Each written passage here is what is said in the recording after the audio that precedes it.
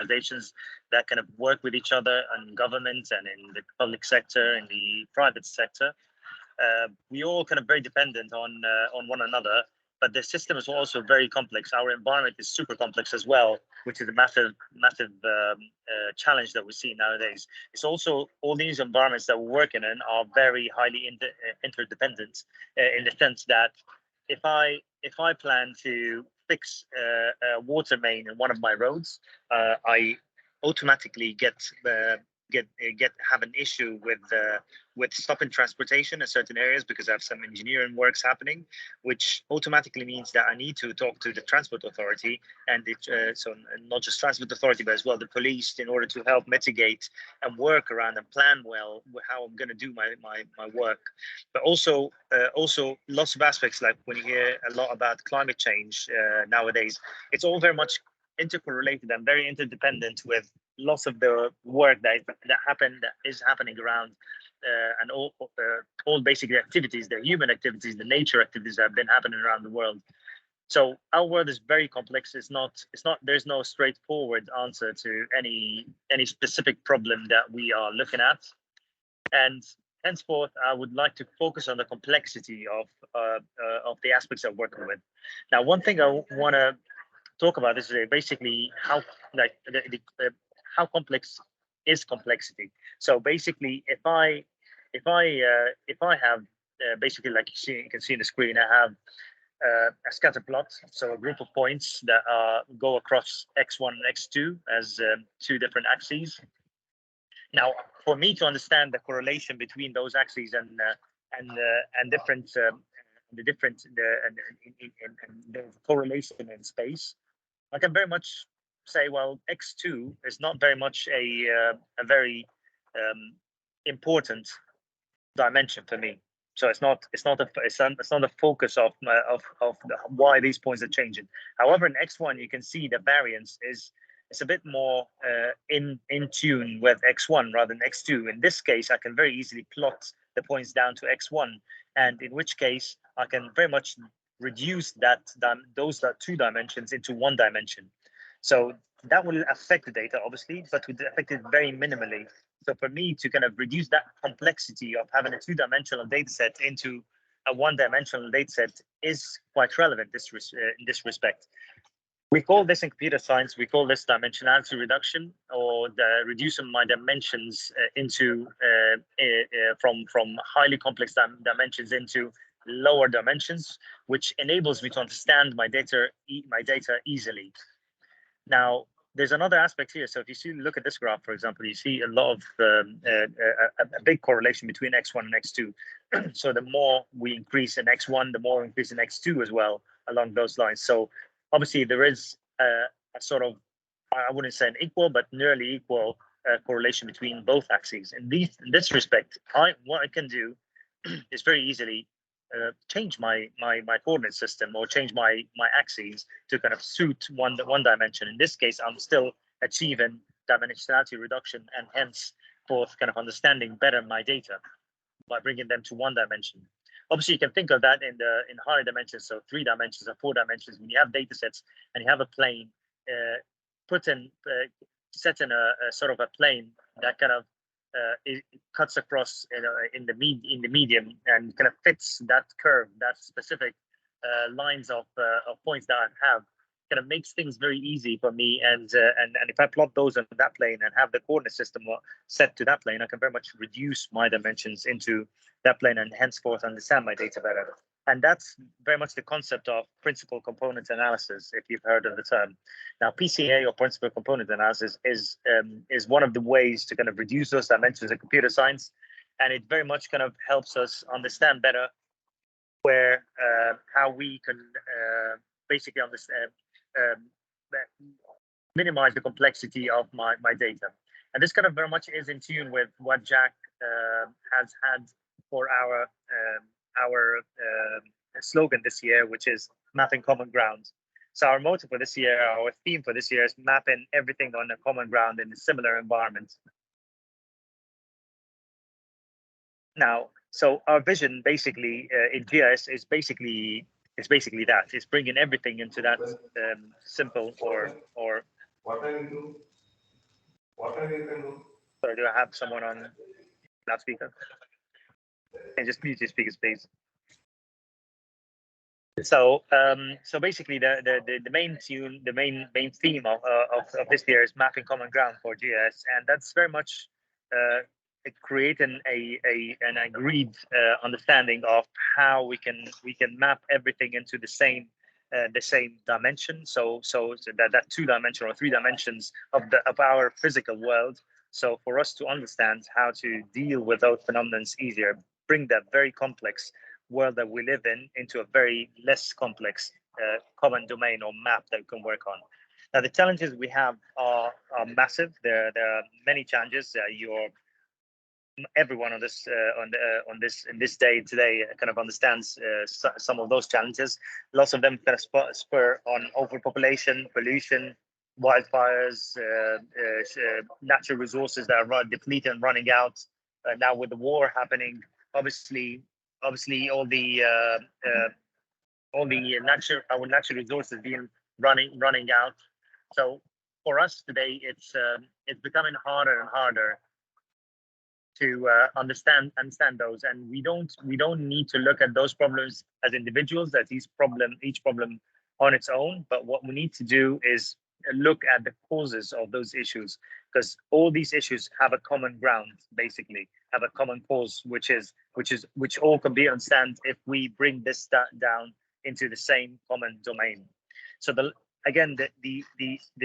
central problem that we have here is not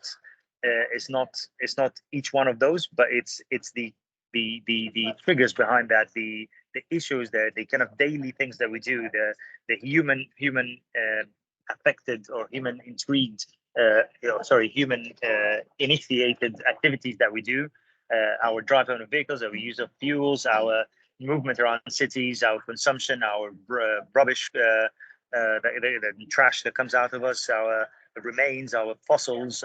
All that are things coming out from human, but also lots of nature-induced factors as well.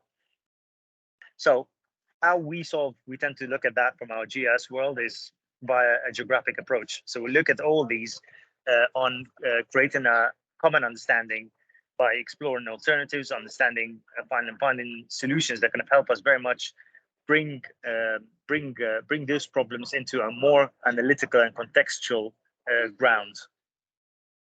Now, again, mapping is pretty much like, for us, we view it, and all GIS users and practitioners, I'm sure on this call as well, view it as a language of its own. So it's a language, it's the notes to the music that we put, it's also the words to certain songs that we might know. So it's very much, it is something that you live in, something that you look at, and when you're on your machine and focusing on trying to solve a problem using your map, it is very much you living inside this map, trying to play with visual variables like colors, like size, and so on, to understand phenomena better, trying to understand things and analyze them using different geostatistical techniques and remote sensing techniques in order to leverage things like machine learning and AI in order to understand and solve our problems better, trying to plan and bring all this data together to plan more efficiently, and therefore advancing how we do things and advancing civilization, like the slide says. So obviously, with that said, GIS innovations have been massive over the past few years. So initially, we kind of focused very much in the past year on interactive real maps. So all the real data that come in, a lot of the data that works on, if you've heard of one of our new products, which is ArcGIS Velocity, that kind of brings in real data, but also brings in big data analytics. So it kind of bridges the gap between real-time data that's shown dashboards, but also the big data analytics that kind of happen on a massive scale of data.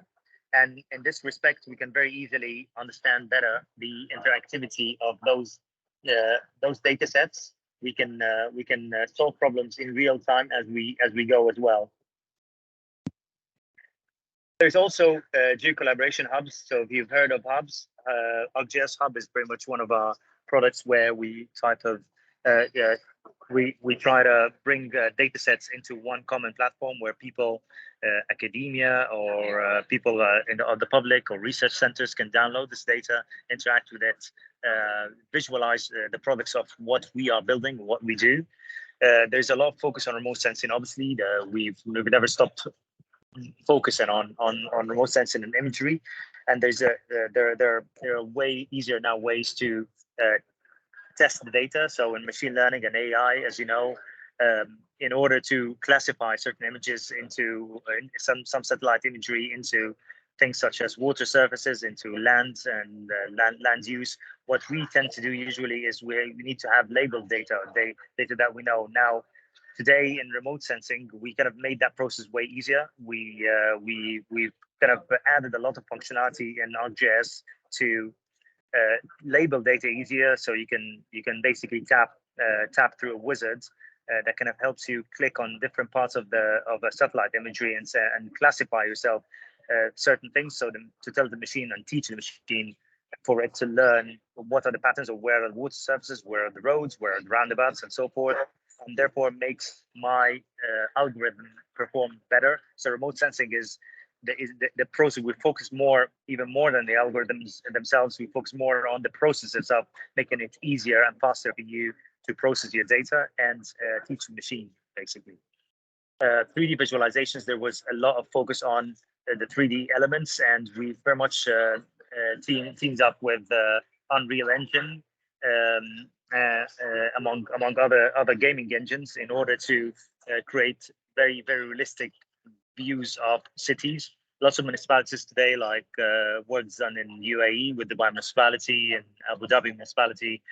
Things are done in South Africa. Things are done as well in Qatar as well, to kind of visualize the city as part of a game. So very realistic views of things on the planning of our aspects, trying to see if I model and build certain buildings in certain aspects, how would that affect the city and affect the skyline of the city.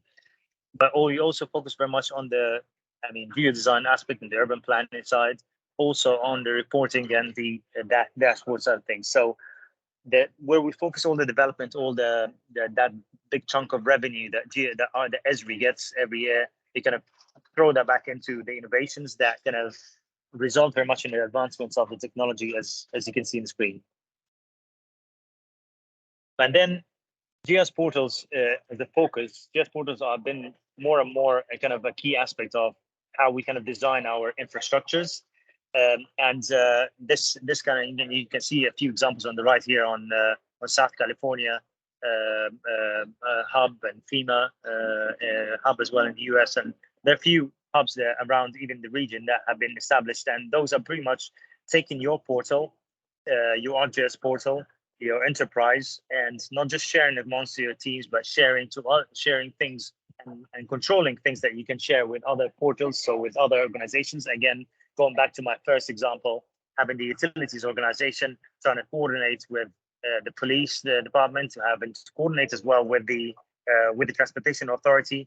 Now that needs a portal-to-portal collaboration, so it can instantly have your updates, your plans to go and do your works as a utility organization. But at the same point as well, you get a transport authority being given a request to say that we need to work in this area. We propose those time slots, and they tell you, well, those are busy time slots. How about so and so and so? So that kind of type of collaboration on real life data that you propose and communicating via data makes things way easier, makes things faster, makes things more efficient.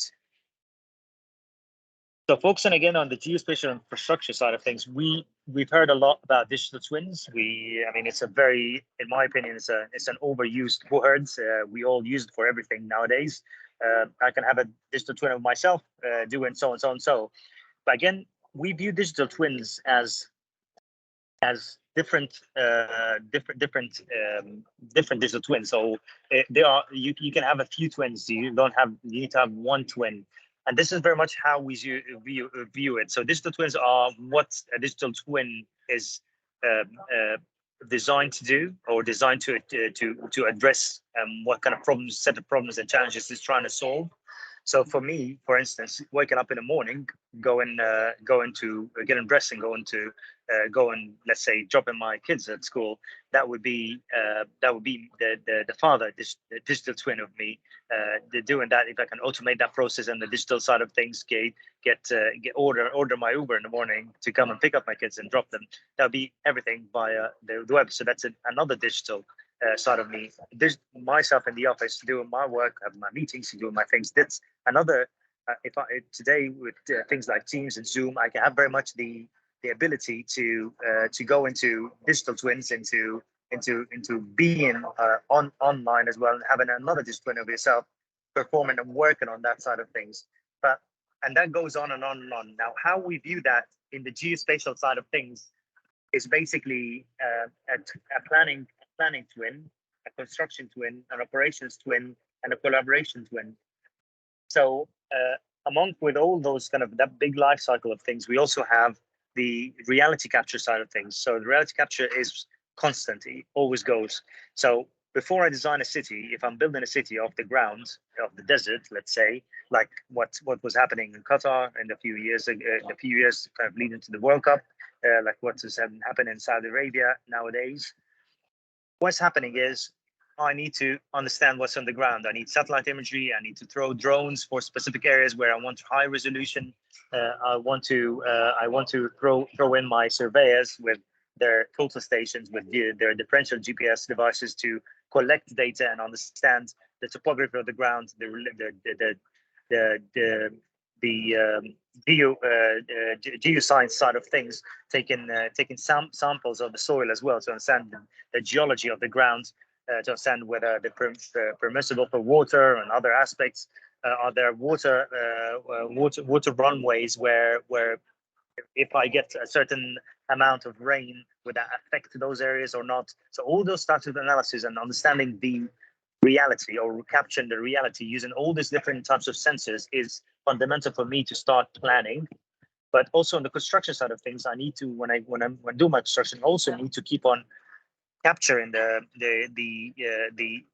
what is happening on the ground. So as I put my foundations of buildings, as I design my city and put my roads and start kind of paving my roads, I need to have lots of cities nowadays kind of realized we need to have updates of that. So I throw in my drones, I throw in my surveyors, I get satellite imagery almost every week, every month, in order to get updates, and that automatically, using machine learning nowadays, automatically tells me what has been changed. So change detection comes into place. Things like the percentage of how far I've gone into building that chunk of the city.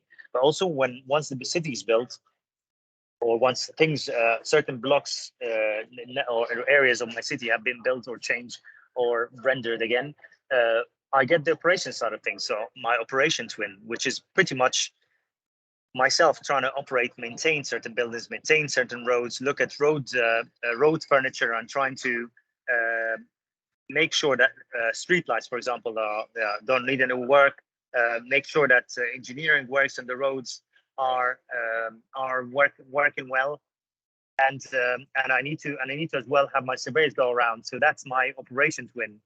And my operation twin is where I need to also capture reality constantly. So to understand, for example, certain leaks that have been happening in certain parts of my road network, I can send drones to kind of take photos of that. I can have my cameras on the roads kind of capture chunks of that. If I have accidents, pileups, I need to understand that. And again, that's part of the reality capture cycle. And then going into the collaboration twin, which is the last one that we have here on the right-hand side of the screen, which is how we view that collaboration between different departments, like I mentioned before, utilities, transportation, police, and healthcare, so forth. Everyone collaborating with one another.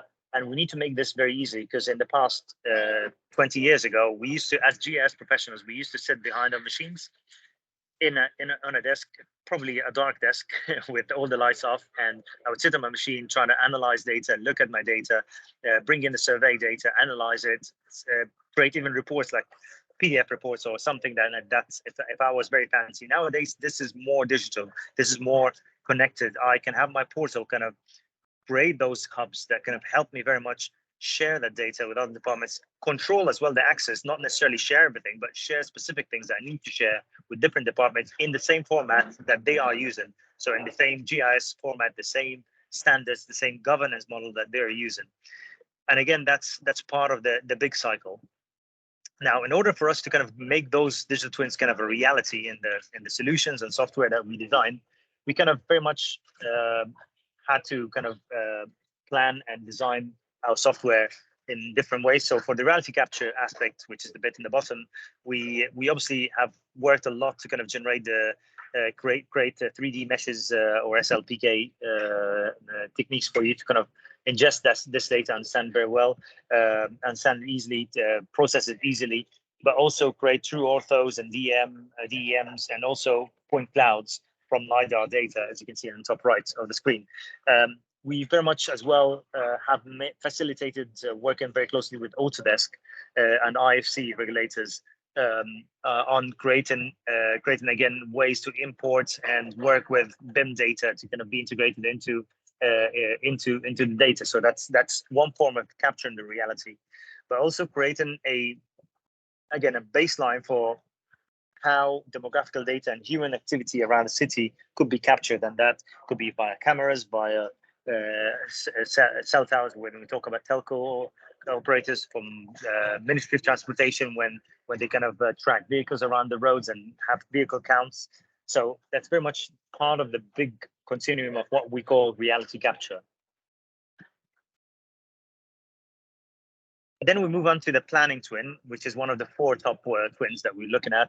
So the planning twin is very much kind of focusing. We've worked a lot with things like, again, Unreal Engine. So in order to gamify the process of planning and the process of urban development, urban planning. And in this process, we enable planners now to not just use the GIS in a way where you can quantify your KPIs, understand like how sustainable my city is while I plan. If I move a few buildings down the block from their current location, I will increase the flow of traffic. So I will have better traffic around this neighborhood, but also I will reduce the carbon emissions, but also I will have more walkability and I'll increase my walkability index. So all those kind of elements go into now the thinking and the way that the products work. So ArcGIS Urban as a product, you can see the logo on the bottom left. That's that ArcGIS Urban is one of the products that kind of helps you do that, understand the KPIs while you're designing. So you list on all your KPIs to say exactly what you want to achieve in terms of sustainability, in terms of walkability, livability, and so forth, but also kind of helps you to move on and not just track your KPIs, but also understand what any small change you would do to your master plan will impact those KPIs. And then you bring things like Unreal Engine to kind of make this more of a reality. So when you get decision makers looking at the city that you've designed as an urban planner, now they can look at it, walk in it, wear their goggles in it, and walk realistically into it, and kind of have a very realistic feel of it. And this is not just a nice to have thing. It is where our current kind of planning processes are going to be in the future. There's not even the future at the current moment. Lots of organizations in KSA in the UAE have been adopting that as well nowadays, and started to explore the ways whereby which they can really assess the ways they better design or redesign their cities. Now, the second twin, which is the design and construction twin, is the twin by which we bring in data from contractors, from developers, in order for us to kind of put those together with the GIS data and understand the context around them. So we worked, as I mentioned, with Autodesk Construction Clouds and BIM 360 to create a product which is called GeoBIM. You can see the logo of it in the bottom left. But GeoBIM, or ArcGIS GeoBIM, is pretty much a product that I've created with Autodesk. So between both teams, we realized that we need this kind of common platform or this common product where users now can go in, let's say a municipality accepting some of the proposals from developers in BIM format or Revit format. They take this in and they can automatically open the BIM file from inside GeoBIM, and they can view everything around it, which kind of helps so much the process of of planning, the process of again putting conformities and saying, well, you have 3 non-conformities here. This window overlooks those roads or those buildings.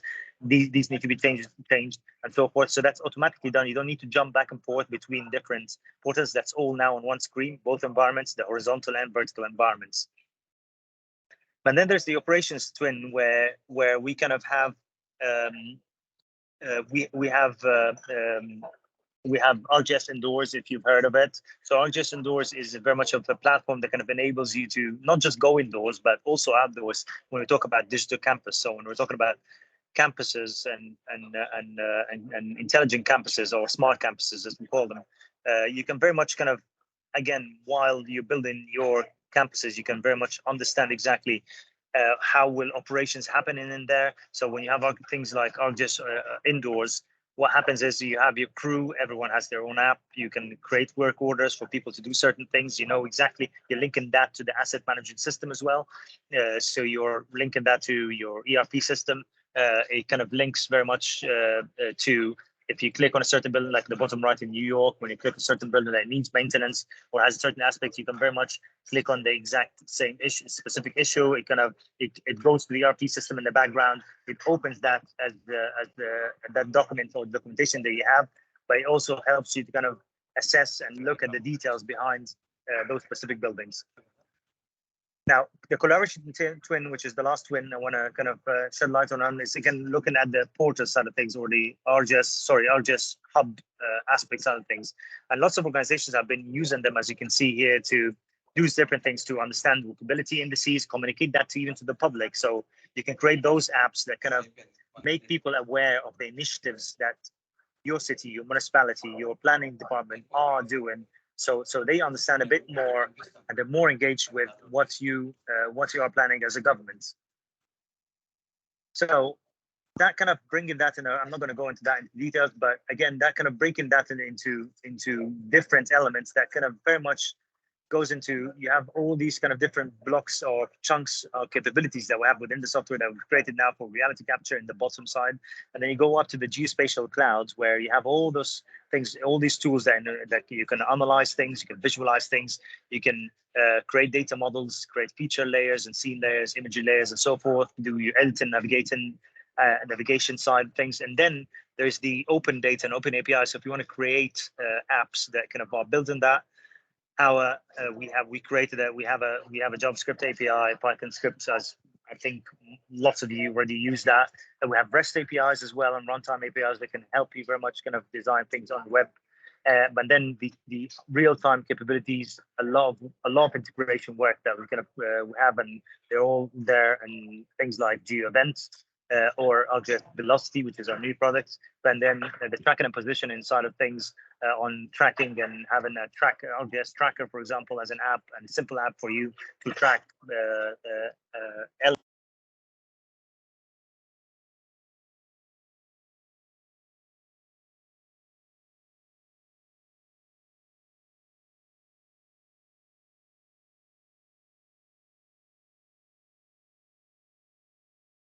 Dr. Adil, the sound is not coming. I think you are muted. Sorry, can you hear me here? Yeah, sure. Yeah, sorry, apologies. So my last slide, sorry, just go back one slide. So my last slide here is about how do I go around this? How to get started? And here it's very much the question of, well, I need to have a strategy, a roadmap. And this is what we refer to as a geospatial roadmap or geospatial strategy. Those are pretty much kind of you don't need to be a new organization. You could have been working with GIS for years and years, but if you didn't have a strategy to begin with, it's always a good time to start having a strategy. We have examples here in Neom, for example, in Namala, in the Red Sea, in Saudi Arabia, where they've created the geospatial strategies, and many organizations around the world as well. It's becoming more and more of a common thing. It's no longer a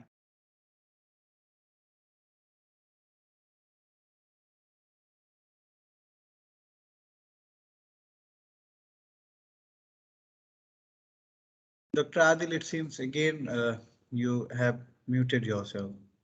I think I've been muted for some reason, but No yeah, problem. okay. No problem. Yeah. Okay. So sorry, but I'm saying like nowadays you do need that to be more of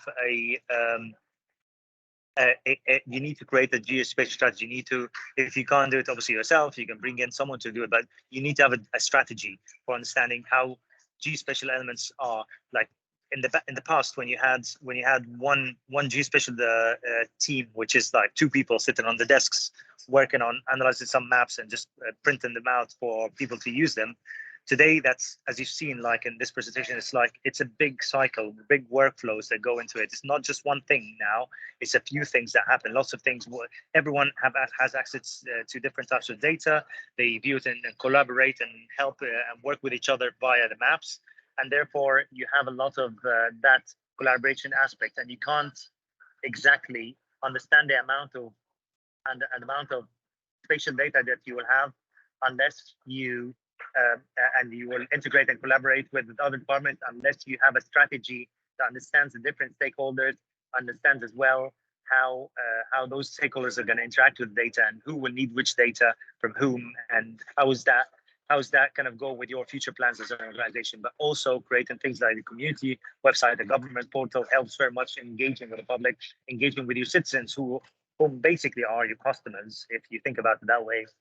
And then there's the decision support dashboards, all the dashboards that you create in order to kind of interact with your with executive levels, with decision makers to kind of make informed decisions, and analysis tools, and but also one of the bottom right side of things is the mobility, the field mobility side. So all the apps that we have nowadays are, and you probably will see a few of them in today's presentations, they are very much a big part of conclusive and inclusive is this platform nowadays.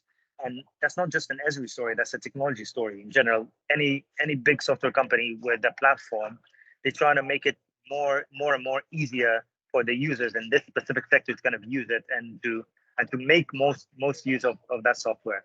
And field mobility is part of that kind of that missing link that we had very much in the past. Over the past 10 years, we've been creating a lot of templates, a lot of different mobile apps for people to kind of make us part of this platform for ArcGIS Indoors, for example, or Survey 123 to survey certain aspects or to collect data, geospatial data from the grounds and contribute that automatically. All this data is connected straight to the server. It updates and coordinates right away with your GIS portal. So with that, I would like to thank you very much for taking your time for this morning. And I can see you have a list of very good presentations lined up. So thank you very much again. And if you would like to reach out to me, I mean, my QR code is obviously on the screen. Thank you very much. Thank you very much, Dr. Adil, for making us know. So I will invite the participants if they have any question. So they can directly reach out to Dr. Adil.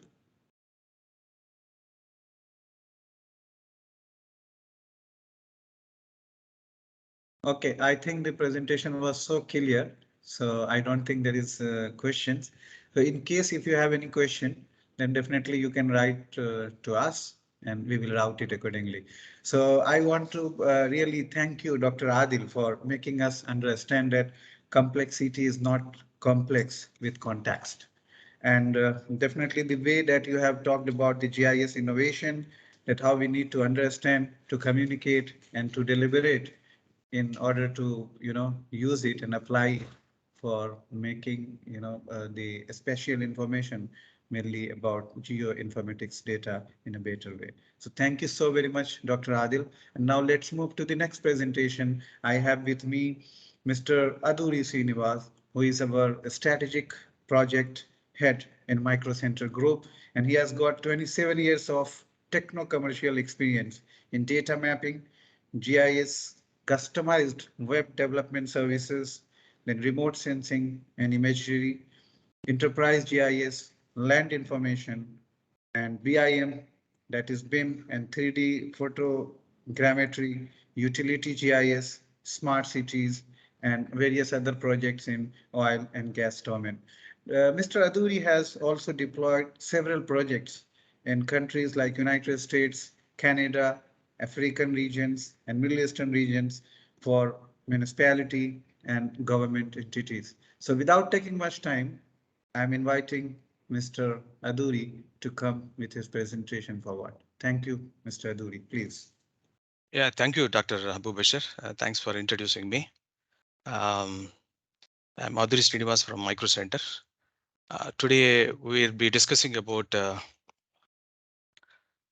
BIM and 3D GIS for building permit system.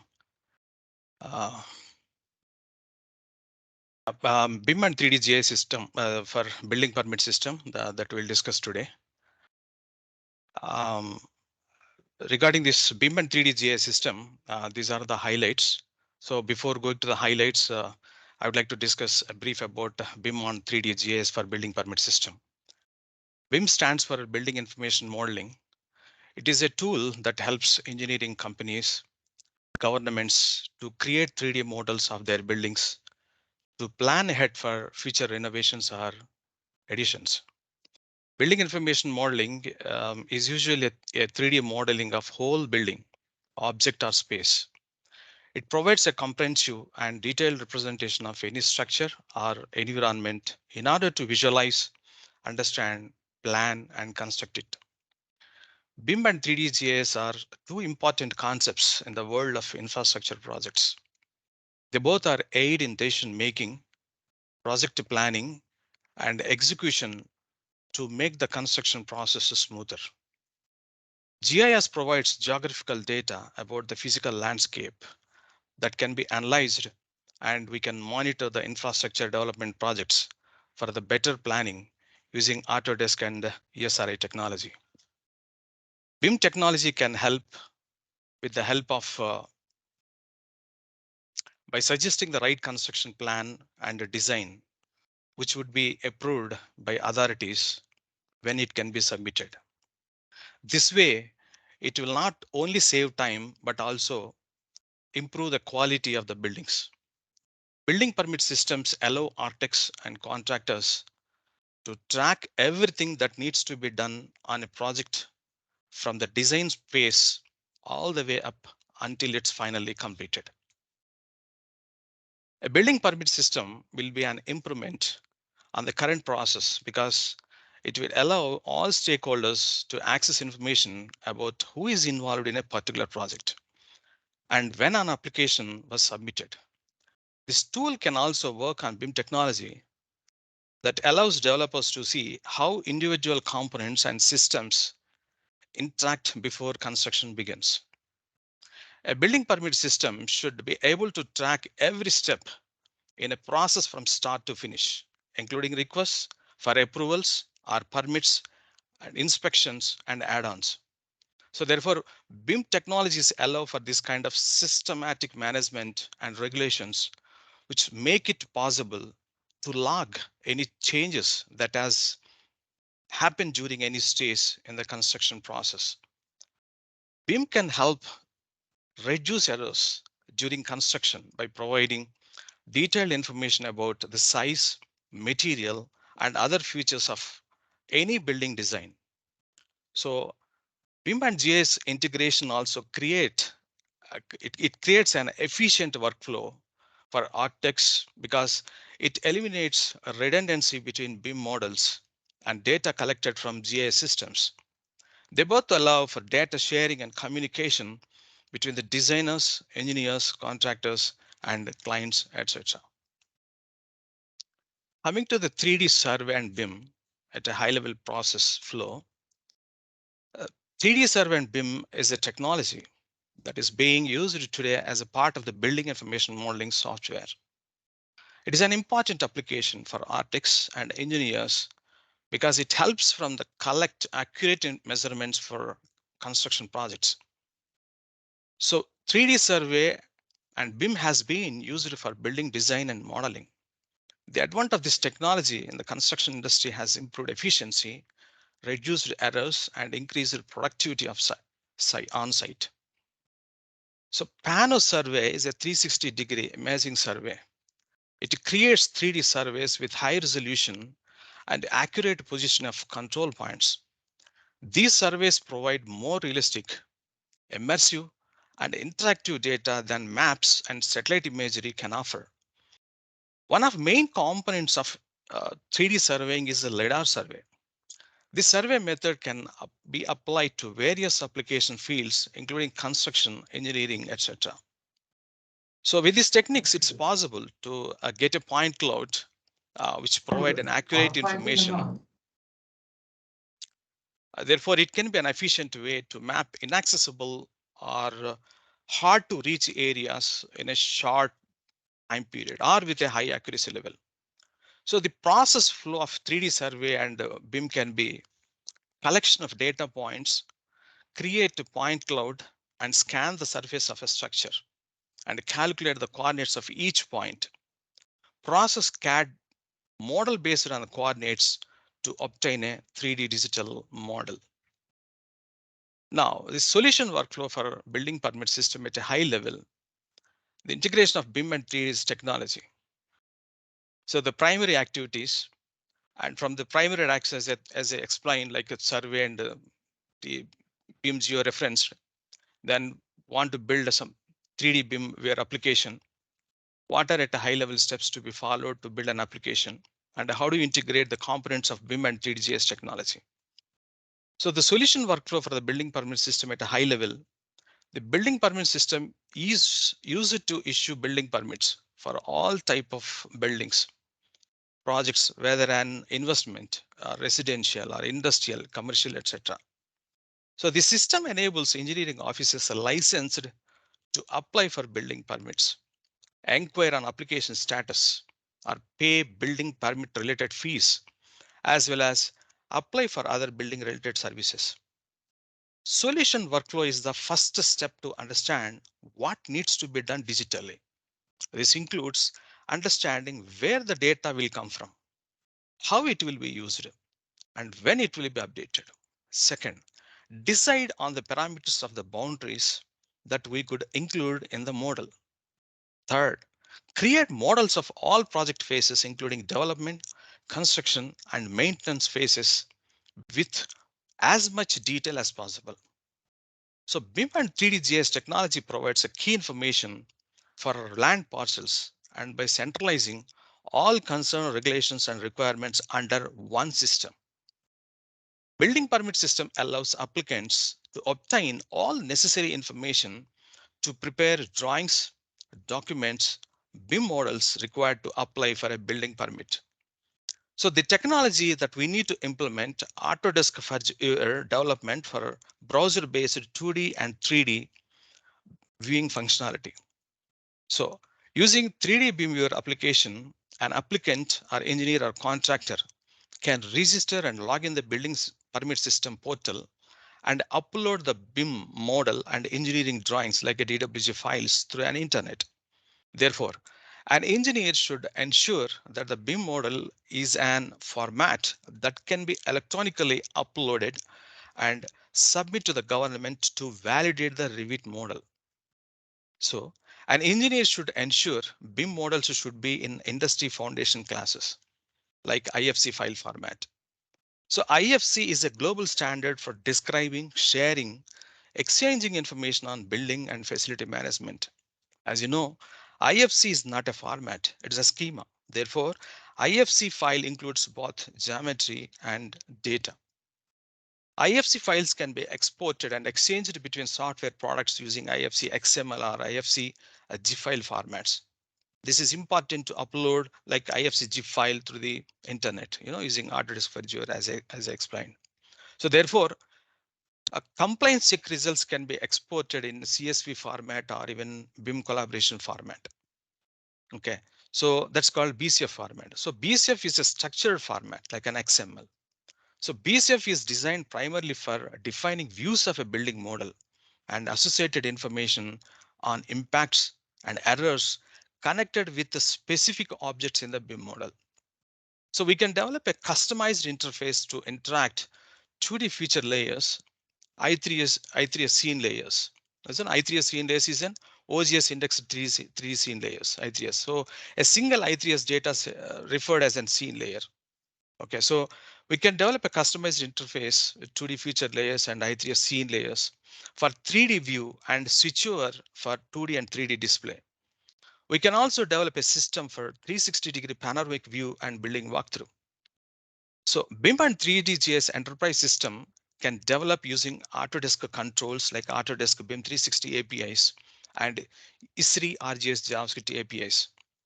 So 3D Web GIS for viewing and analyzing BIM models, along with the query, search filters, and analytical tools. In addition to that, it can be integrated with an existing GIS systems and database. We can discuss in next slides about export to BIM 360 issues, object storage in for the cloud and AWS platform, and validate the BIM models for compliance check and BIM 3D development. BIM 360 issues. And what is the mechanism to export results in BIM collaboration format? So BSF export in batches would be a brilliant, really. You know, BIM 360 users can now export issues into BCF file from the model viewer. You can see the model viewer here for a sample screen. So get file email back to them, to whom, either to consultants or the contractors, and continue their workflow by importing the file into the BCF compatibility software. So BCF export supports comments, image attachments, and BCF standards. For example, if the government has reviewed the model and validated the model and they find some issues, so that can be exported into BCF format, and that can be attached as a given the comments and sent back to the consultant and contractors. So users can export from within a single use or a bulk export using issues on this right side panel in the model viewer and get email to the consultant. So Revit files like an RVT and IFC files are supported for BCF export. So as discussed earlier, BIM collaboration format is an XML schema. So that can be packaged and sent back to the consultants or contractors to validate the BIM and Revit model. Now coming to the BIM upload and storage the object in Autodesk Fudge. I would like to show a small demo application. Before that, see, the engineers and consultants need to know that there are a number of steps in the building permit system before they can submit their Revit model for government approval.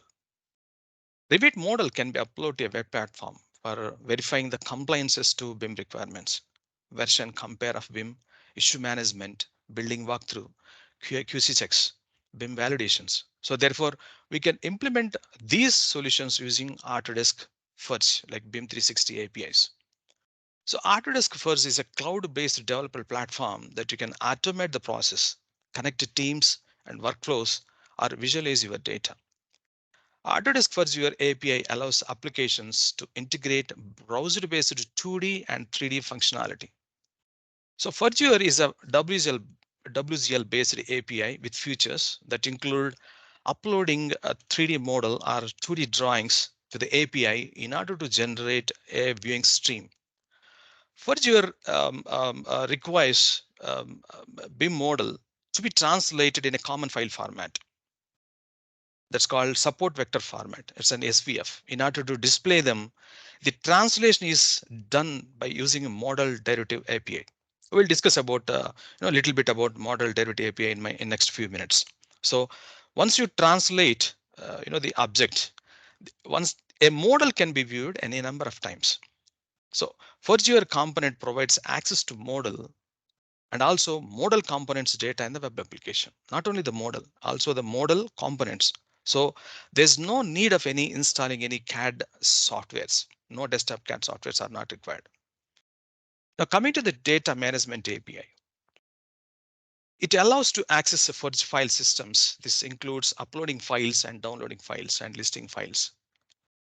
It allows to store BIM 360 documents and access files in a storage location and object storage service bucket. That's called, you can call this an OSS bucket to store and retrieve data applications that we create. So as discussed before about the model derivative API, it's a REST based. It allows to translate models from one format to another format, like BIM to Revit model into support vector format. and to access the data that has been extracted from the model so that they can be rendered on the web page in the Fudge viewer. And to access the data that has been extracted from the geometry or object property data. So the design data can be used in the application using the model derivative API. So now here I would like to show a small demo application just for a few minutes. I would like to share my screen here.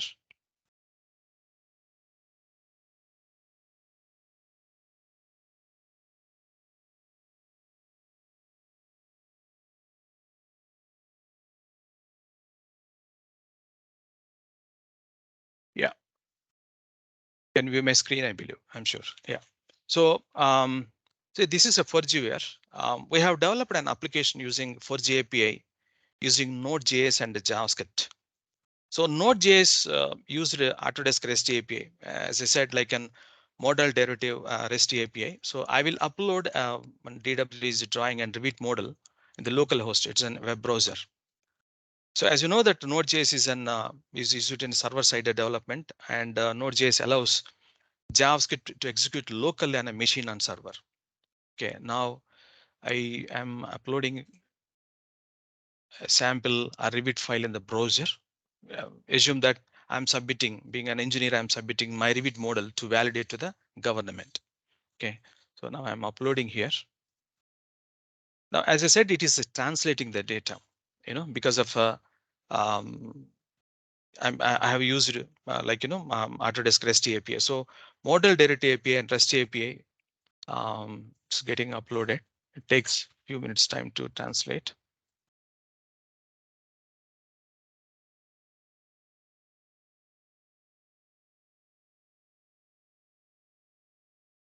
I've already uploaded earlier. You can also view and see that this is an Autodesk viewer. Okay, now you can see here. Yes, I just uploaded right now. This is previously how. Now I just uploaded. You can also see this screen because just now it has been translated into SVF format.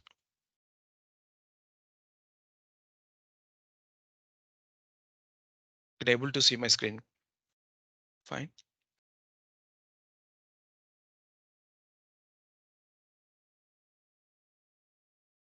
Okay.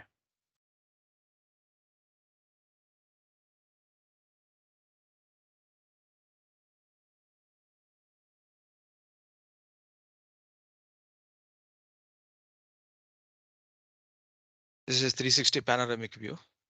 Okay.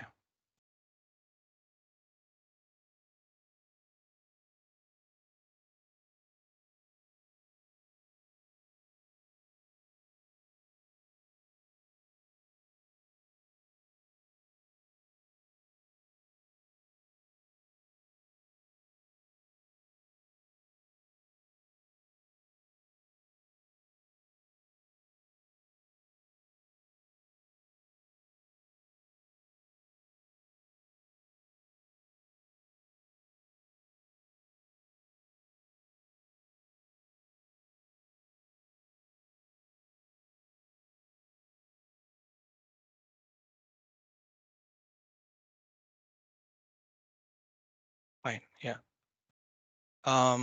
So to upload the BIM model in Forge Cloud, we need to get an OSS bucket. So that's called object storage. And I will try to upload probably one of the DWG drawing here.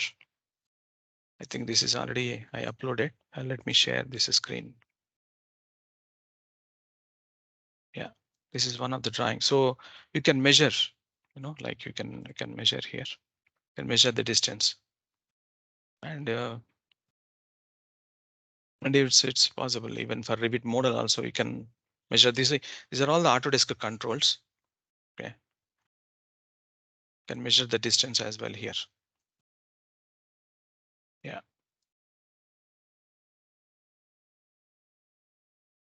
And these are all the model browser, and you can see all the floors, and these are all the models. Okay, and you can off and on the layers as well. Now coming to the slide.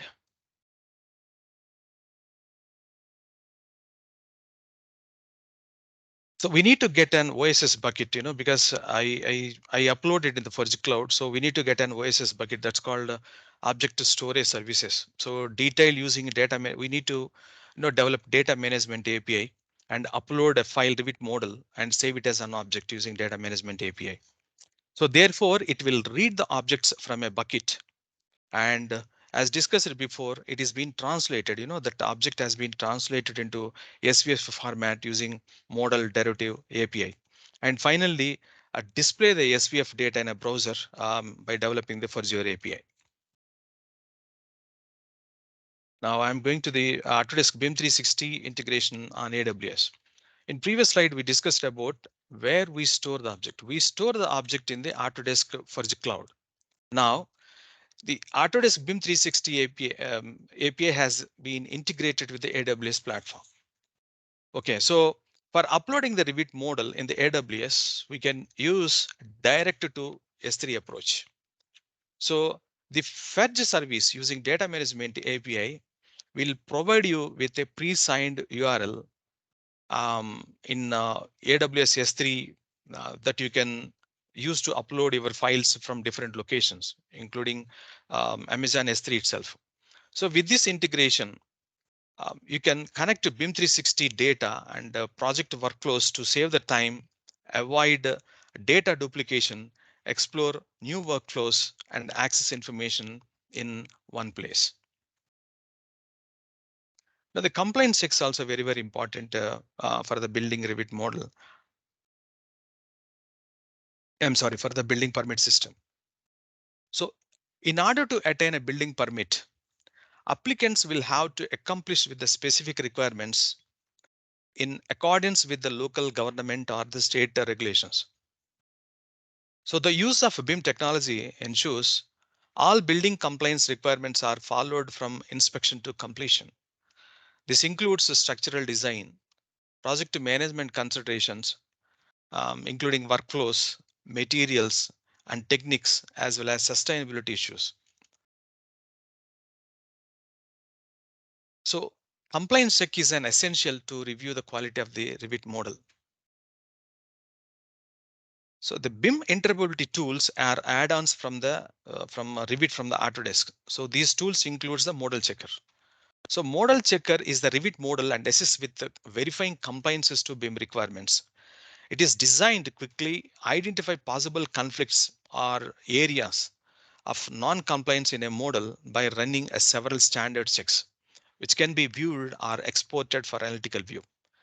It can be used by the architects and engineers to help identify potential issues before they happen.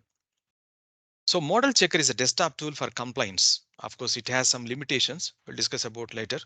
So model checker can checks against the Revit model, and running checks can be done in one or two ways, either model by model or in a batch.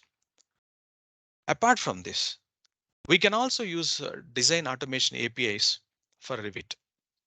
So design automation API for Revit is a Revit's engine running in the cloud as a Forge service. It has a benefit of accessing full AutoCAD and Revit database and APIs through running your own AutoCAD or even Revit add-ons in the cloud. It can support running validations in the engine that you build in the Autodesk platform, and supports the production of new Revit files and updated elements and attributes as well. And another advantage using this data automation APIs is that you can produce HTML, XML, or PDF reports that you can use it later to highlight violations in the submitted model. Okay, so model checker has the limitations, but recommendations is in a design automation API. But of course, but you uh, have to size the running cost carefully as it consumes credits for processing per hour. Now coming to the view compare 3D models at different versions and compare different versions of the same 3D model. So model derivative API provides a powerful tool to query, filter, and compare properties of model. This API built on top of support vector format, as we discussed earlier, because it translates the data, So with model properties API, we can get comparison on the cloud with more efficiency and flexible query called diff indexing. So there are two main functionalities in the model properties API. What is diff and what is index? Index, it processes the model data for the lookup and allow users to query. And what is diff? It calculates the difference between the two variations of a model and allow users to query. So therefore, model property API can tell, add, removed or changed elements, property hash and geometry of hash are previous or current versions of the BIM model, and also bounding box of the geometry element. So model property API has been adopted in BIM Collaborate Pro and running as a robust services to track the changes of versions by version.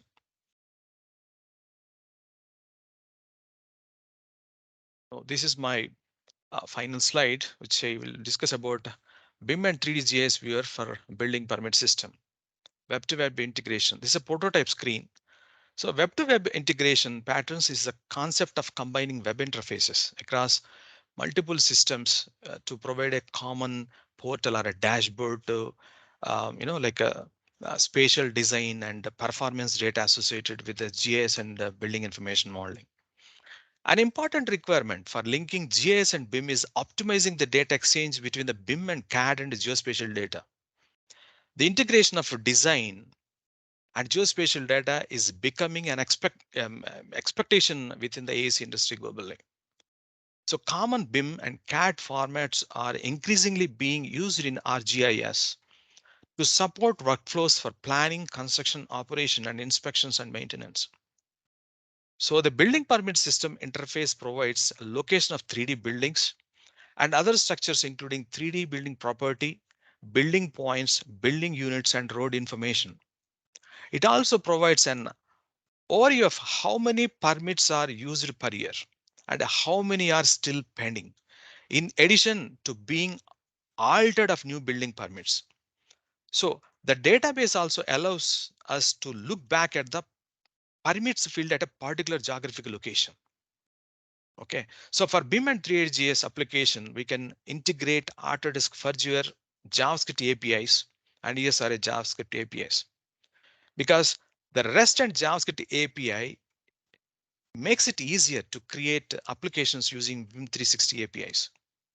So easily customized JavaScript applications is to link to systems such as Autodesk BIM 360 and show an end users their project or asset data and GIS data in a single experience. E3 also provides an extensive open access content managed in RGS Enterprise through GeoRest services that encompasses data types, for example, layers, scene layers, analysis like a geoprocessing, and content management capability. So I3S building scene layers is a great example in RGS specifically for sharing BIM component over the web. So with this, I completed my presentation. And any questions, please, I'd like to. Yeah. Thank you very much, Mr. Aduri.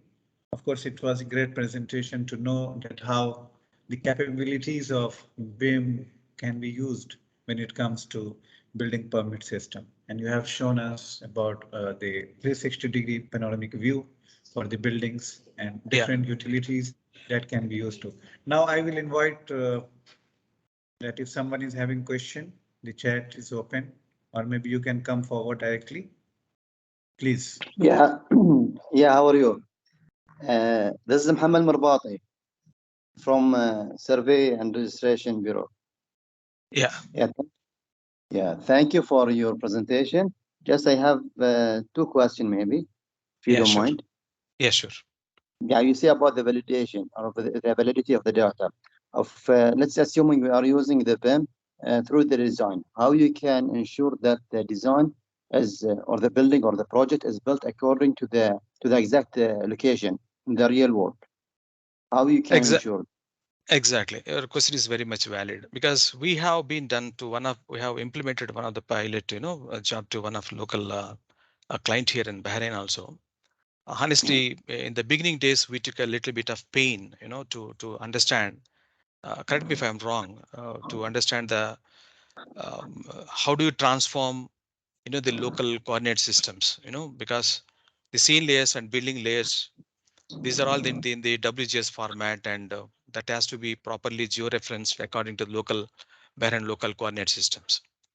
So I think if I understand your question, we took some parameters, and we also understand the importance of the local Bahrain coordinate system, and we did the survey as well, and followed by the WGS standard. So we have an RGS Pro. We can able to transform the data, from the using the local coordinate system to the WGS format.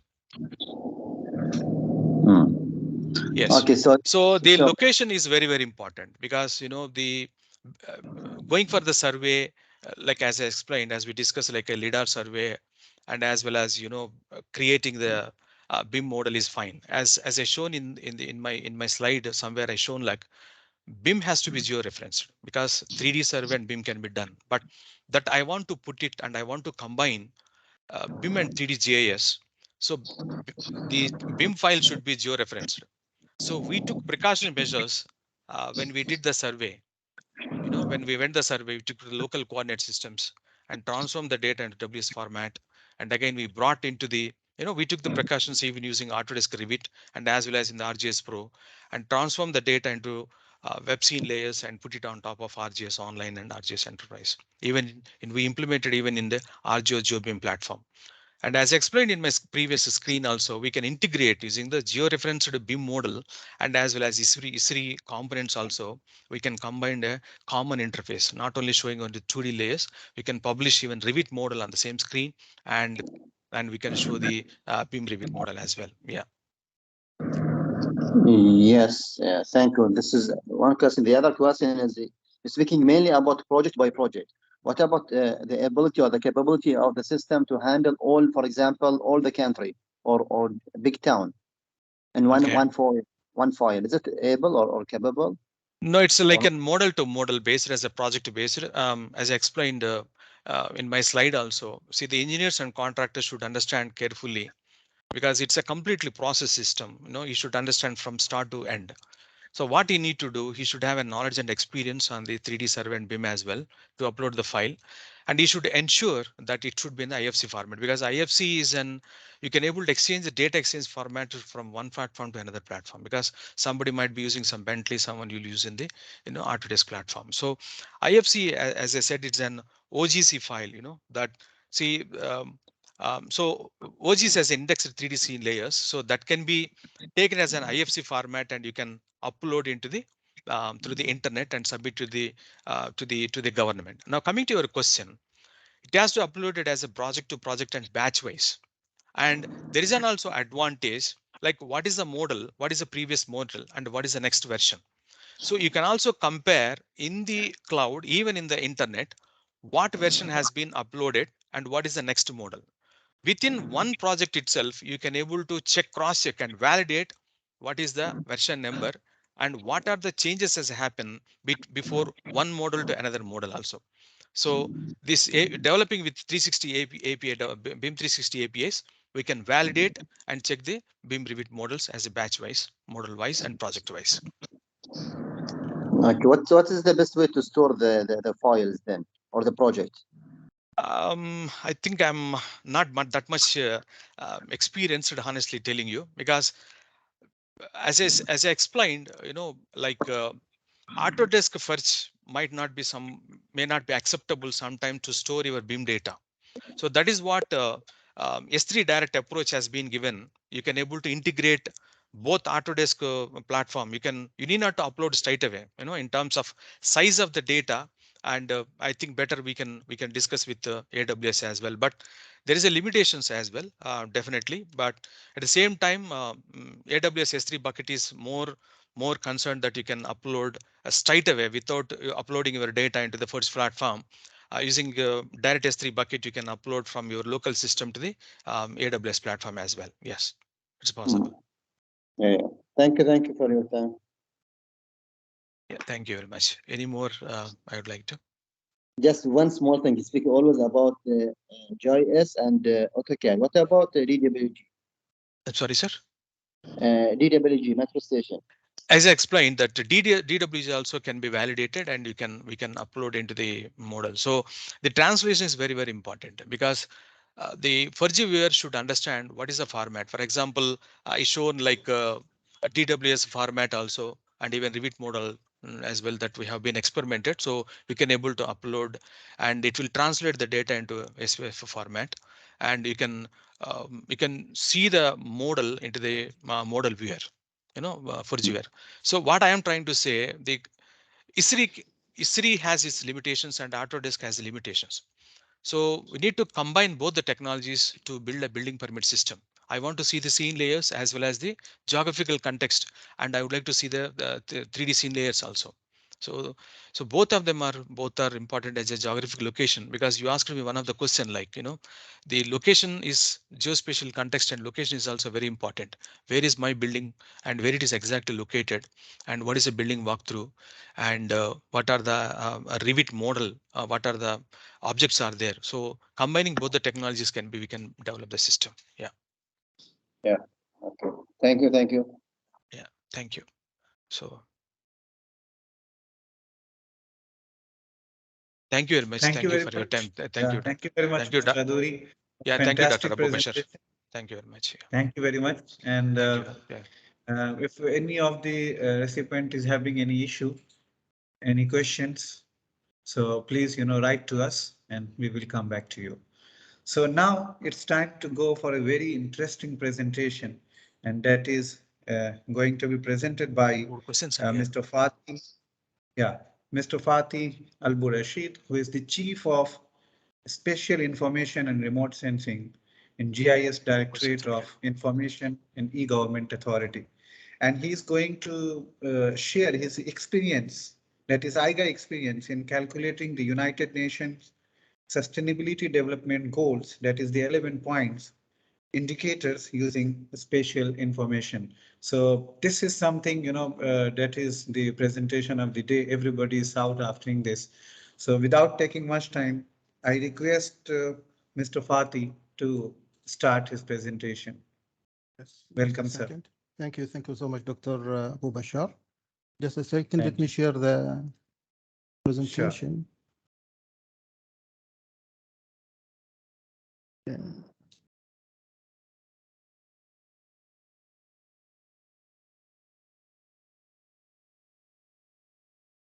So, good morning, everybody. And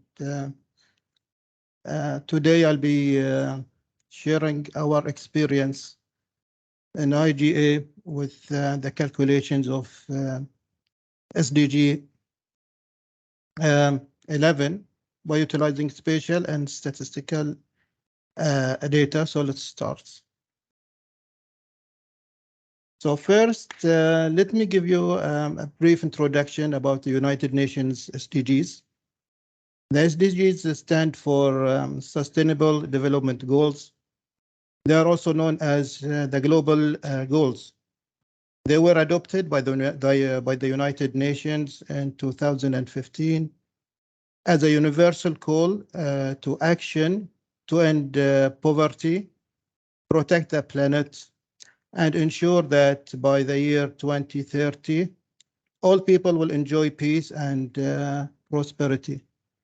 Now, there are 17 goals in total, ranging from having zero hunger to sustainable life and land. Now, the 17 SDGs are integrated. They recognize that action in one area will affect the outcomes in other areas, and that development must balance social, economic, and environmental sustainability. Countries have committed to prioritize progress for those who are furthest behind. The SDGs are designed to end poverty, hunger, AIDS, and also to eliminate discrimination against women and girls. Now, our focus in this project is SDG 11, which is sustainable cities and communities. And in this sense, It's in the sense of making cities sustainable by creating career and business opportunities, safe and affordable housing, and building resilient societies and economies. It involves investment in public transport, creating green public spaces, and improving the urban planning and management. Now, the calculations involve three indicators. The first one is the proportion of the population that has convenient access to public transport. The second one is SDG 11.3.1, which calculates the ratio of land consumption rate to population growth. And the third SDG is SDG 11.7.1, which calculates the average share of built-up areas of cities, that is open spaces for the public use. So those are the three indicators that were calculated in this project. Now let me move on to the different phases of the project. The first phase is training and knowledge transfer. And it was the first phase. It's the basis of our project. And it focused on capacity building and knowledge transfer. And that was accomplished by conducting specialized workshops and the utilization of spatial information for calculating the SDGs. And also the provision of materials that aid in the understanding of the SDG calculations, and they were provided by the United Nations, the manuals. And last but not least is establishing communication channels with experts in the field to review the results of the calculations and provide their expert advice. The second phase of the project involves spatial data collection, and where spatial data were collected from different sources. The main source is the spatial data within IGA, which is the main source of data that was used for the calculation. This included data such as administrative boundaries. This involves governorates, block boundaries, and area boundaries, road center lines, and points of interest, as well as statistical data from our colleagues in the statistics, General Statistics Directorate. Another source of data that was used came from different governmental entities. For example, we've gotten data from Ministry of Transportation, and the data was of bus stop locations. It was in tabular data, as well as data from other entities. And the third source of spatial data came from official open source remote sensing data portals, such as Earth Explorer, that is managed by the United States Geological Survey, and the Sentinel Hub, that is being managed by the European Space Agency, and which these sites were used to obtain various satellite imageries that were used in the calculations.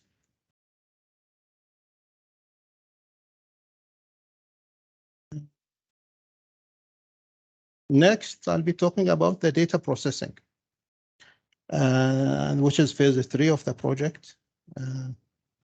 And it included many processing techniques.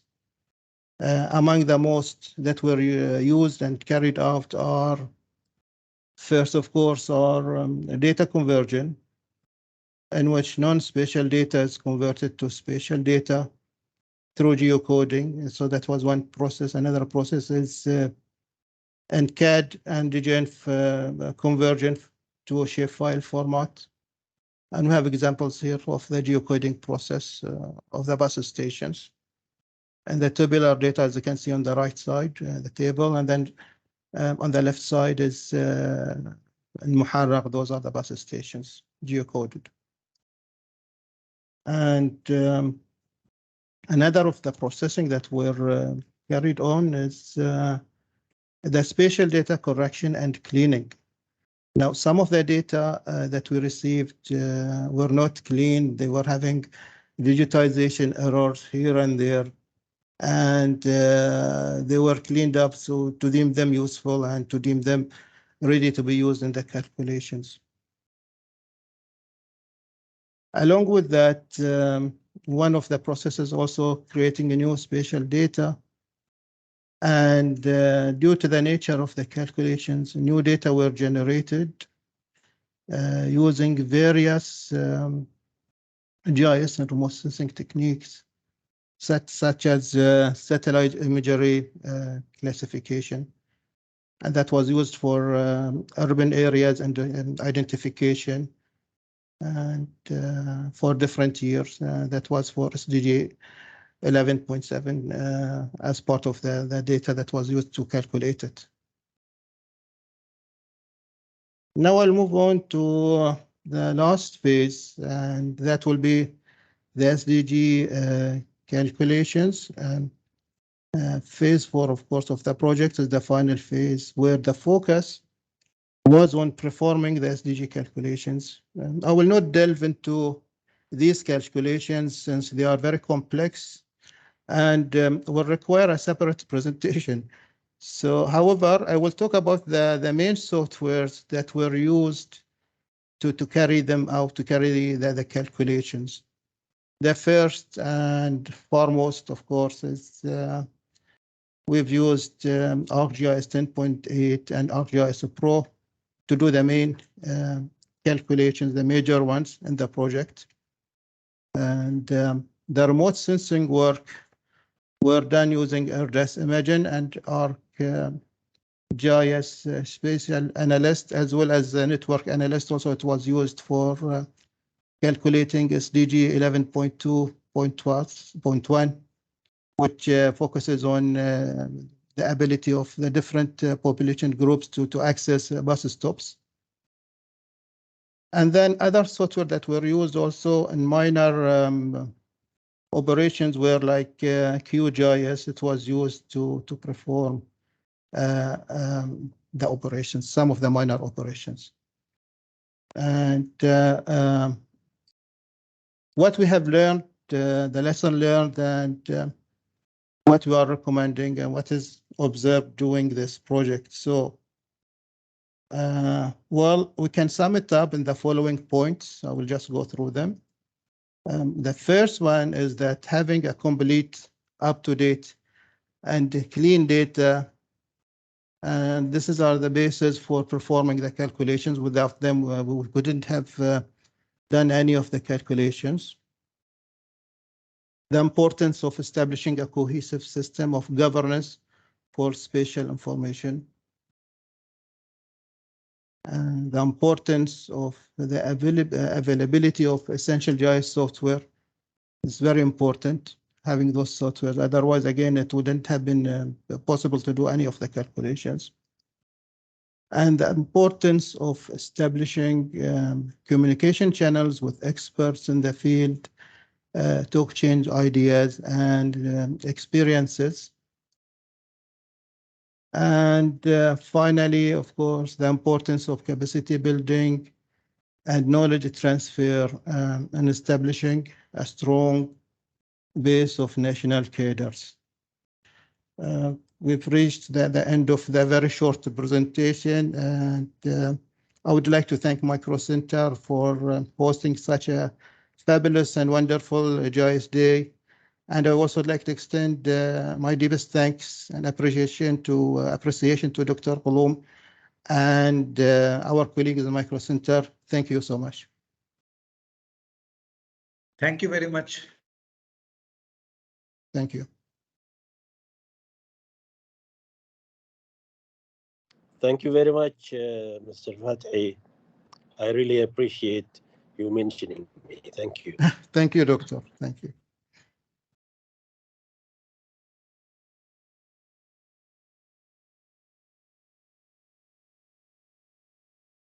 So I think there is no question.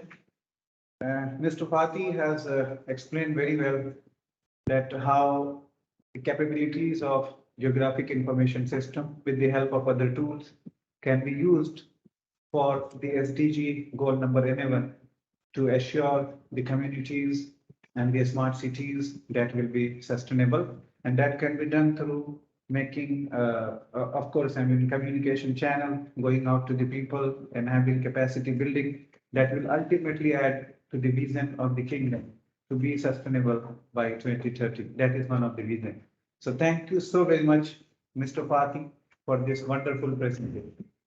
Now, we are going to have the last presentation of the day.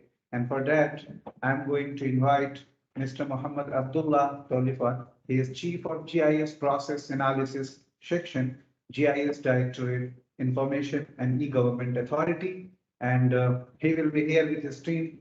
And it will be really interesting to see the planning system that is there on the place in the Kingdom of Bahrain. So we are really excited to listen to you, sir, and your team. So welcome for your presentation, sir. Thank you, sir. Assalamu alaikum wa rahmatullahi wa barakatuh. So in the beginning, I would like to, So in the beginning, I would like to thank you as Micro Center to invite us for this event, to arrange for all that, event. And of course, I would like also to thank you to be a long period strategic partner with us. And it's a good opportunity to us to share our achievements with others. So I'm going to present, as you mentioned, the planning system which we have developed for the Urban Planning and Development Authority. Just let me share my screen. A second.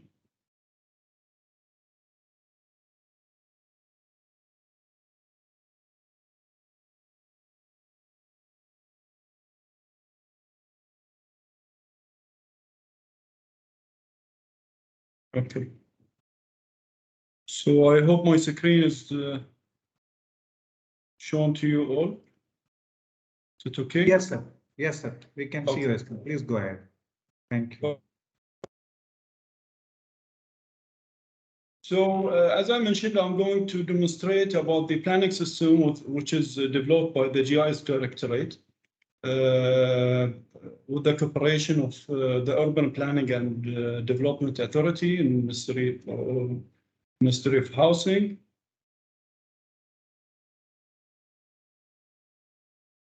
So the main aim of the project is to align with the 2030 vision that to develop a world-class infrastructure links to Bahrain global economy and to make the public sectors more productive and accountable for delivering better quality services via learner organization and operations, and to process automation and strengthening the role of private sector and effectiveness of the kingdom. So just an overview about the system, we worked with the Urban Planning and Development Authority in order to automate their services. They have nearly 35 services which they are providing the Kingdom of Bahrain for all sorts of landowners, engineering offices, and and government entities as well.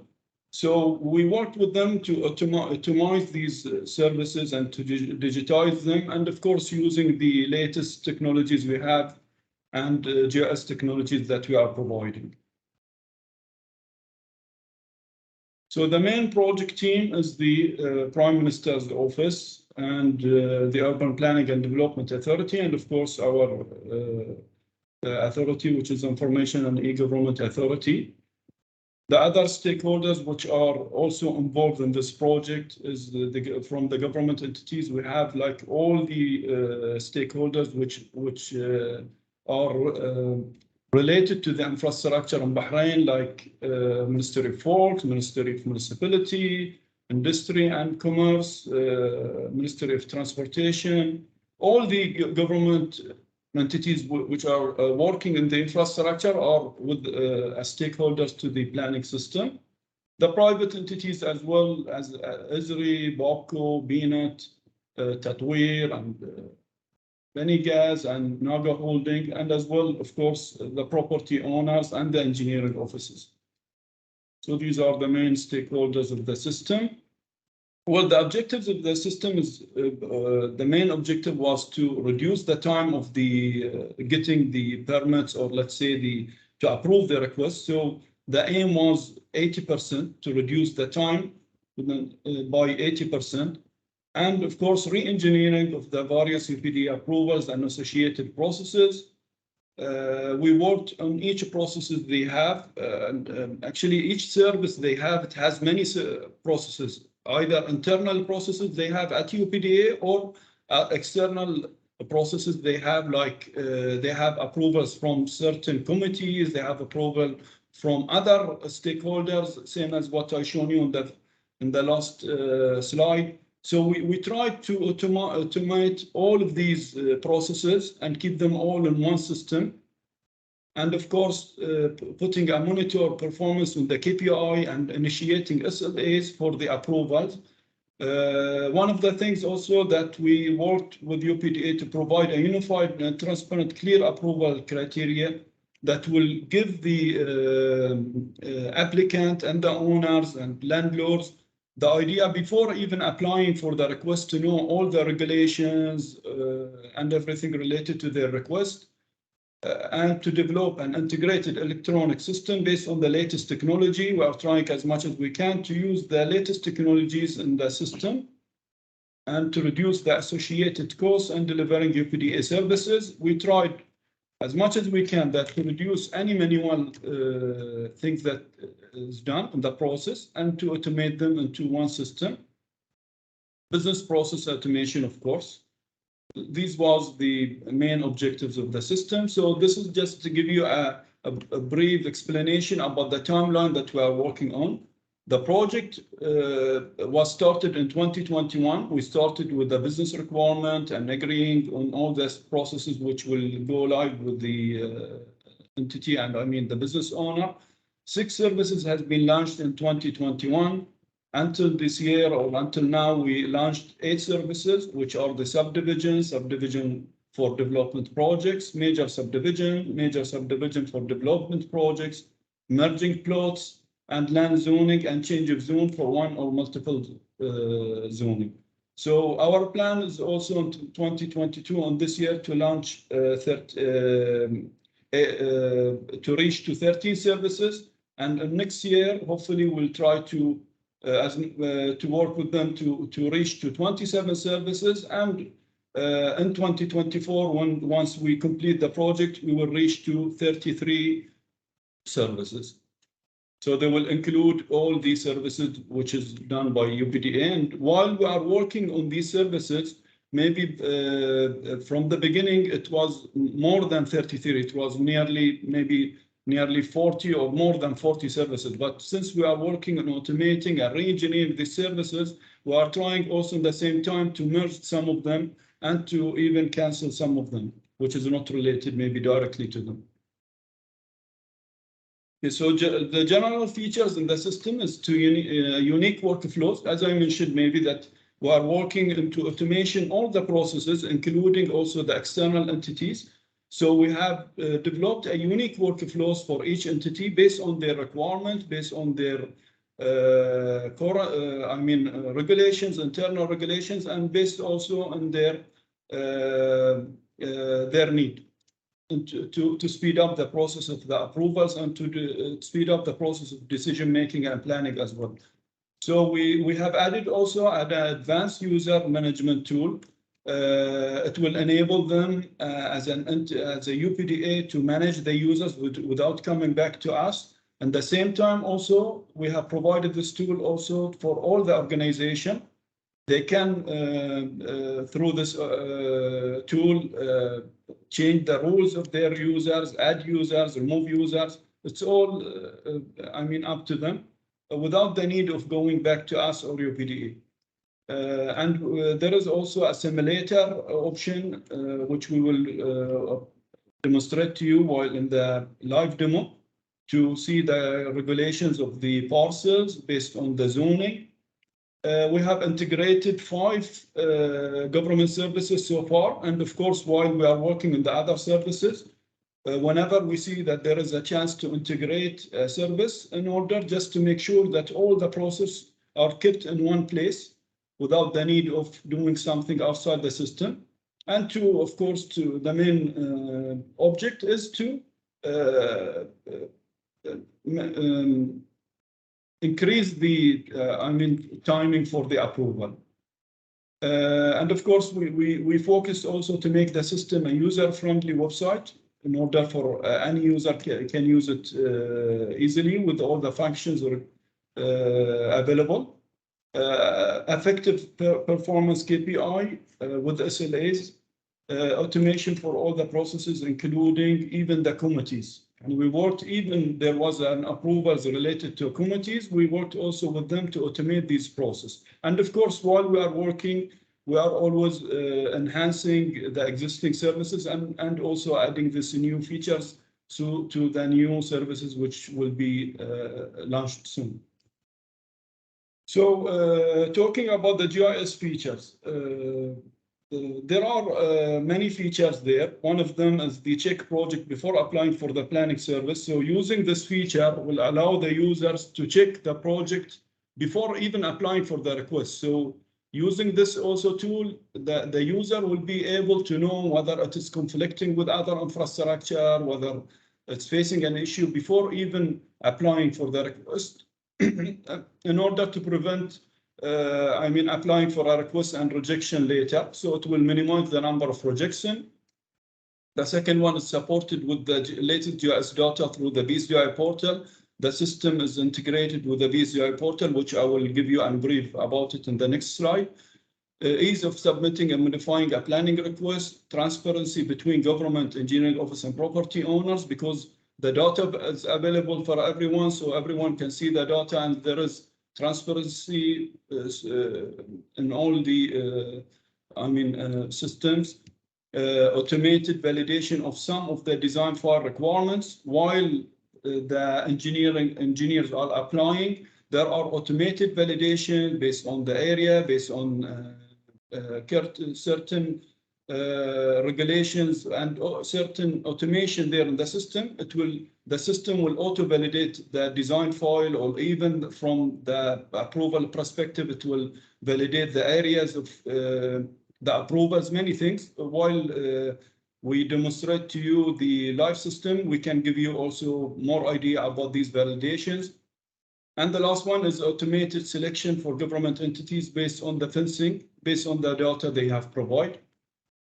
And talking about the BSGI portal, the BSGI portal has been established in 2004. It has more than 300 layers from different entities. 30 government entities are a stakeholder of this portal, which is developed by our directorate. It has more than 1,000 users using it. There are data which is updated on daily basis, like the electricity and water, for example, the telecommunication data, addresses data, admin boundaries are updated on daily basis. And the data load time is 2 seconds. This is the KPI for the data load time. And all the GIS system that we provide is integrated to this portal. So the technologies used in this system is basically from the client side, we used React, Angular 5, and HTML. From the database server, the Postgres and SQL server side, we used Commando workflow engine for the developing the workflows, Java, Spring Boot, Hibernate, GraphQL, and Node.js, and AWS technologies. From the map server side, we are using the ArcGIS server. And as I mentioned, it is integrated with 5 government services. and it has three actually websites. The main website for the planning, the front office, which is used by the engineering offices and applicants, and the back office, which is used by the government users. So this is just statistics which is done for the year of 2022, just showing the difference between the old manual or the old way of approving the request and the comparing with the new system. So we could see in the, for example, in the land zoning and change of zone, the percentage has been increased to 63%. 99 requests has been issued, and you can see the difference that before it was taking 49 days as a average completion time. Now it's taking 17 working days. For the freeze parcel, it was taking 4 to 15, and now it's taking only 6 days. You can find the difference between the old way and the new, using the new system, the planning. Land merging also, it was taking before 15 days, now it is taking 10. Same thing for major land subdivision. In before the system launch, it was taking more than 100 days. Now it is taking, as an average time, 34 working days. For the minor, it was taking 40, and now none. So these are statistics that are only from January to October, and we are working also with the stakeholders and the business owner into also increasing this percentage, and hopefully we'll try to reach out to our goal, which is 80% soon, inshallah. So that's all. I think I will give now the chance to my colleague, Mrs. Mosel Jalahme. She is going to provide you a live demo about the planning system. Mosel, please, you can go ahead. Thank you, Mr. Mohammed. Good morning, everyone. I'll share my screen.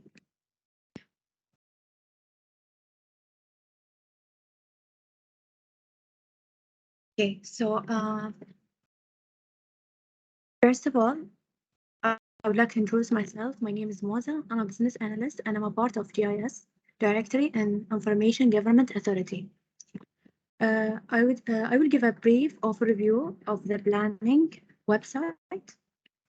As we mentioned earlier, that we do have 5 services on the planning website.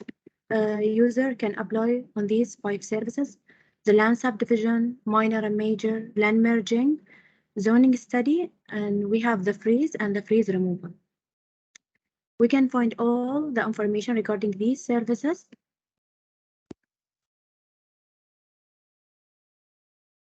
here, and we can find all the details for all the information here, and also the fees information for each services. We can also find the list of the engineering offices, the licensed engineering offices. Details information for each licensed engineering offices.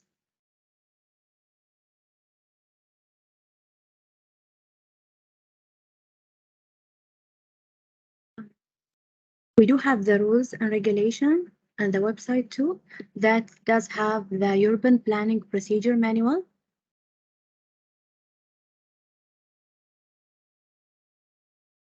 The urban planning procedure manual does include all the requirements for each entities, and it's include also the drawing file standards. The user can download it easily. The user can also find the samples of the design file. The applicant can compare his own design file with the attached design file.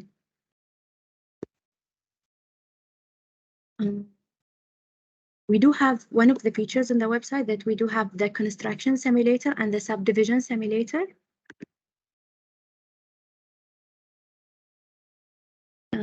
As we mentioned earlier, that we can find all the information regarding each parcel in this simulator. For example, if we choose the residential area, and if we do select the zone type, for example, RHA. So we will find the built up area, the number of the floor, front setback, rear setback, side setback for each parcels. We can also find we can also download the building requirement for each parcel.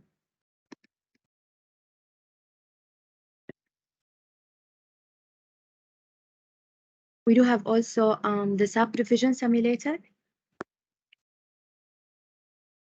For example, if we do select the residential area or RB, we will see the minimum land area, minimum road width, minimum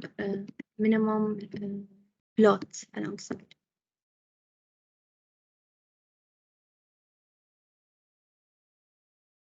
This is within one road, and we do have another simulator within 2 roads.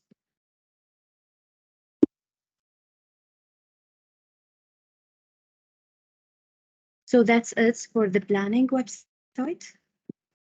Thank you for your attention. We will move next to my colleague Abdurrahman.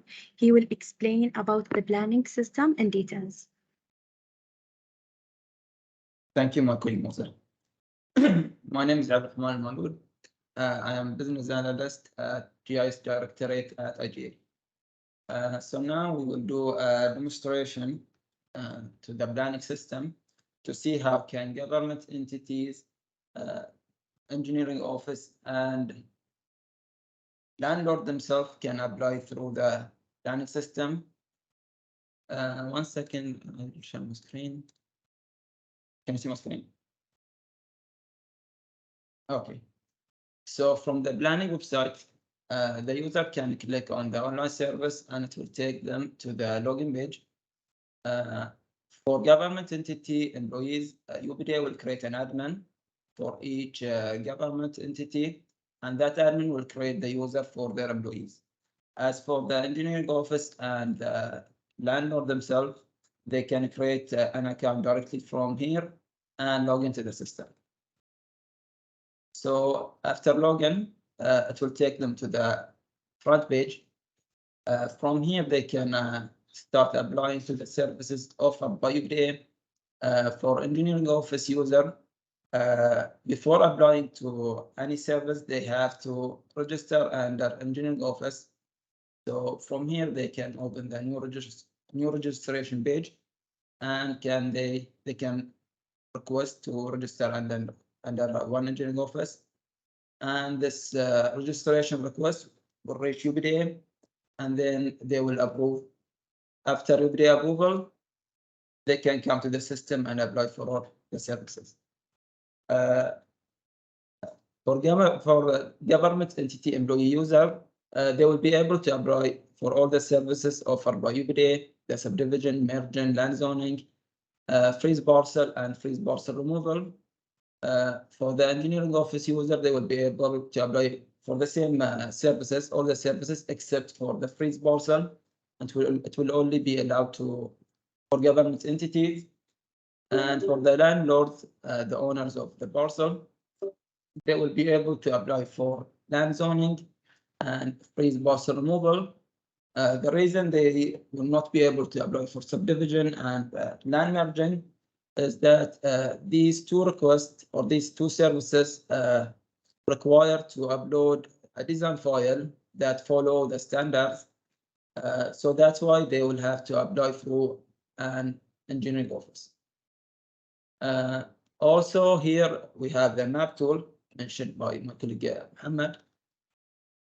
From here, the applicant can choose the service type they want to apply for and enter the parcel number and click on View Map.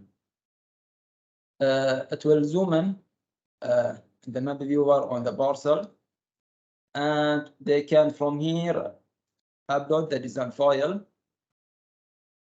and it will show on the map viewer itself. As you can see, there is no error with this design file, but if there was any error, it will tell him there that there is an issue with the design file and he needs to fix it. As you can see here, these are the layers required for applying for subdivision. Also, from here you can find the parcel info, location details, and zone details. the applicant can download the drawing file for the parcel and use that design file to upload or create the subdivision with the correct combination. On the left, they have here some tools. For example, they have the layer list. As you can see, they have the road layer, the zone also available for them. Also the satellite image.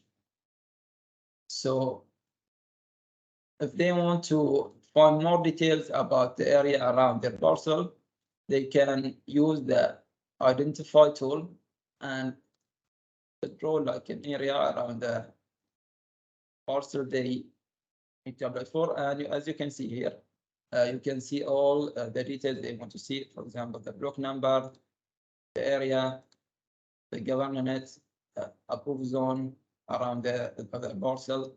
There is up to 17 details available for the applicant before even applying. Also, another tool they have is the measure tool. With this tool, they can check the area size for subdivided blocks, for example, if they want to use it from here. You can see it will give them an approximate area size for the subdivided blocks for their preference. Also, they have the bookmark tool from here where they can, for example, save this area. And when they scroll away from the area itself, they can click on it and it will take them back to the parcel they want to apply for. So if everything is fine with this parcel design file, the applicant can now apply for the service itself. So now I will create one subdivision request.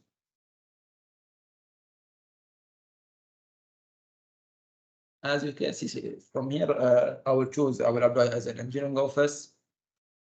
I will enter the parcel detail, parcel number, the title deed case number, and the title deed number. From here, they will ask you, is there any building within the parcel? I will click yes, and I will enter the building number. I will attach the title deed. And if there is any survey certificate. If there is more than one parcel, I can add them from this add parcel option. But for our example, I will only enter one parcel. Here, the applicant can add a description for their project.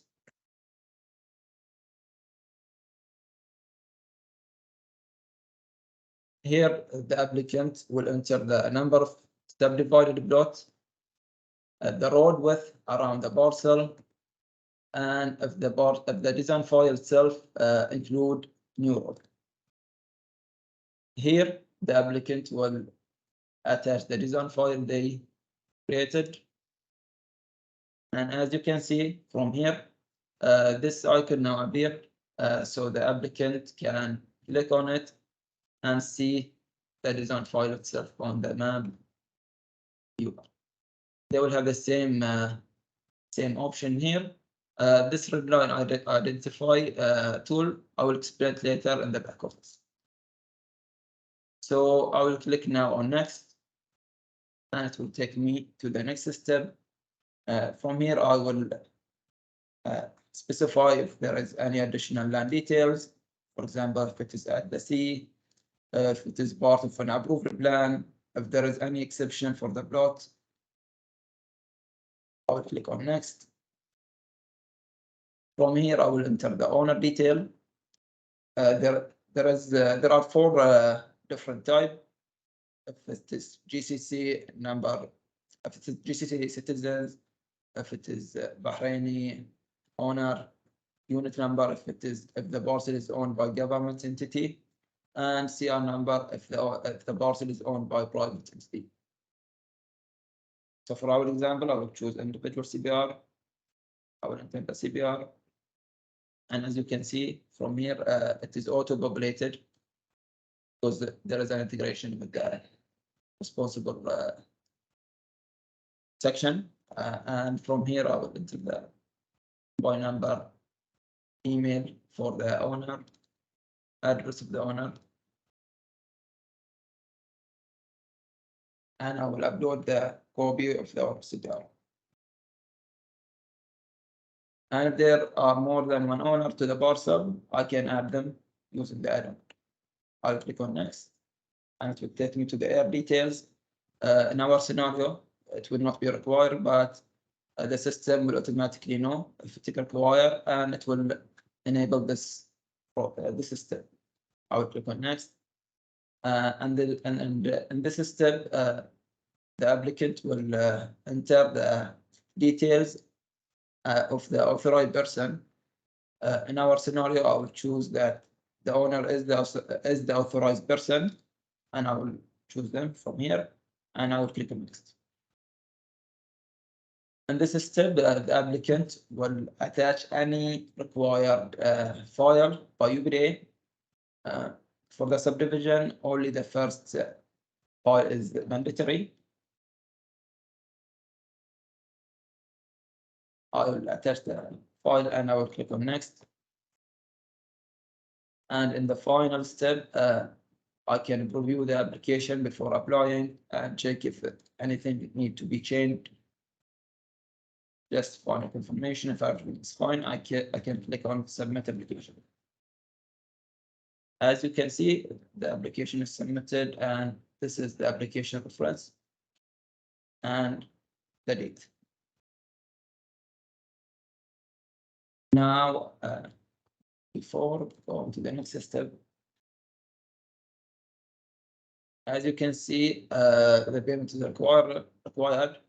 So the applicant from here can pay the admin fees, so the applicant can reach UPDA. So I will wait for this request.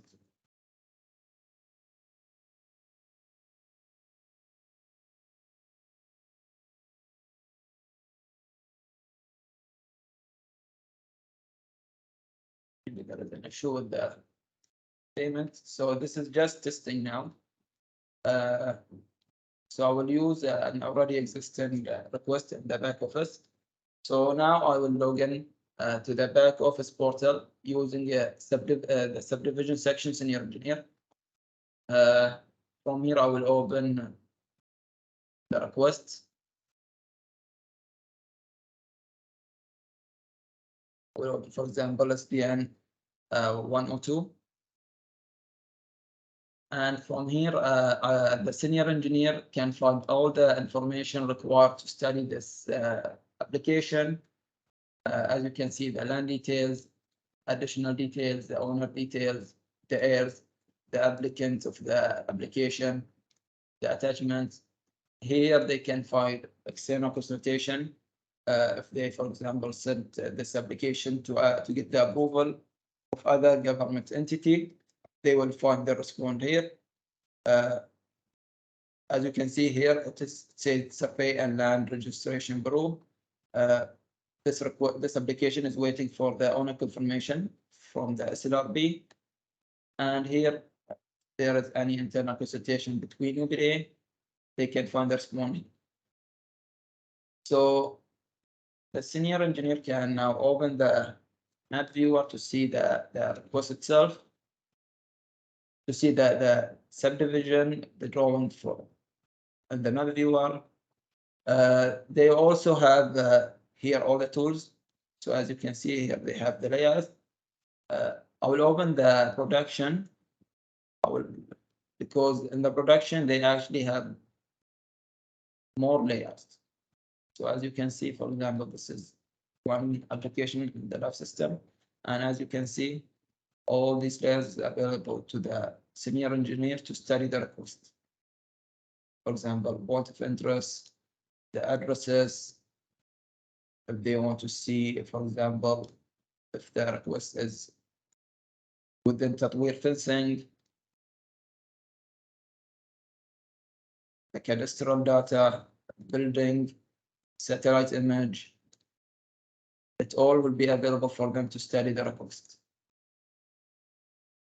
So after studying the request and consulting other government entity and internal consultation between UBDA. The senior engineer can proceed with this request, for example, and they can take an action and proceed with the request. If they need any more information from the applicant, they can send it to the applicant with their comments, and the applicant have to follow that comment and provide any additional attachments required. So now I will open the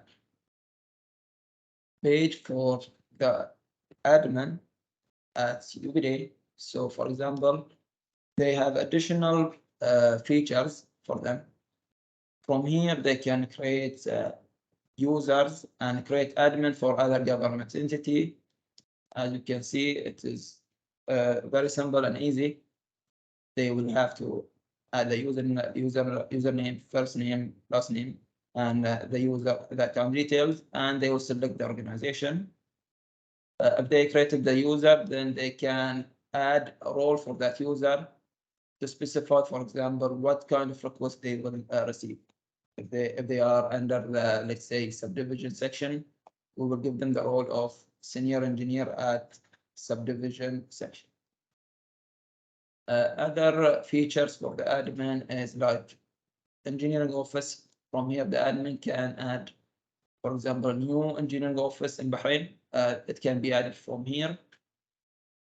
Another feature is the organization. Let's say if there is a new government entity or a government entity that is not available in the system, the admin can add them from here. The KPI, the admin can modify the KPI for each stage depending on the requirement from UBDA. Also, they have consultation for each request, so they can decide, for example, if the parcel falls within, let's say, NOGA's fencing, the request will have to go to the NOGA for the consultation before proceeding to the next step. So this was an overview for the back office portal. If anyone have any question, this is it.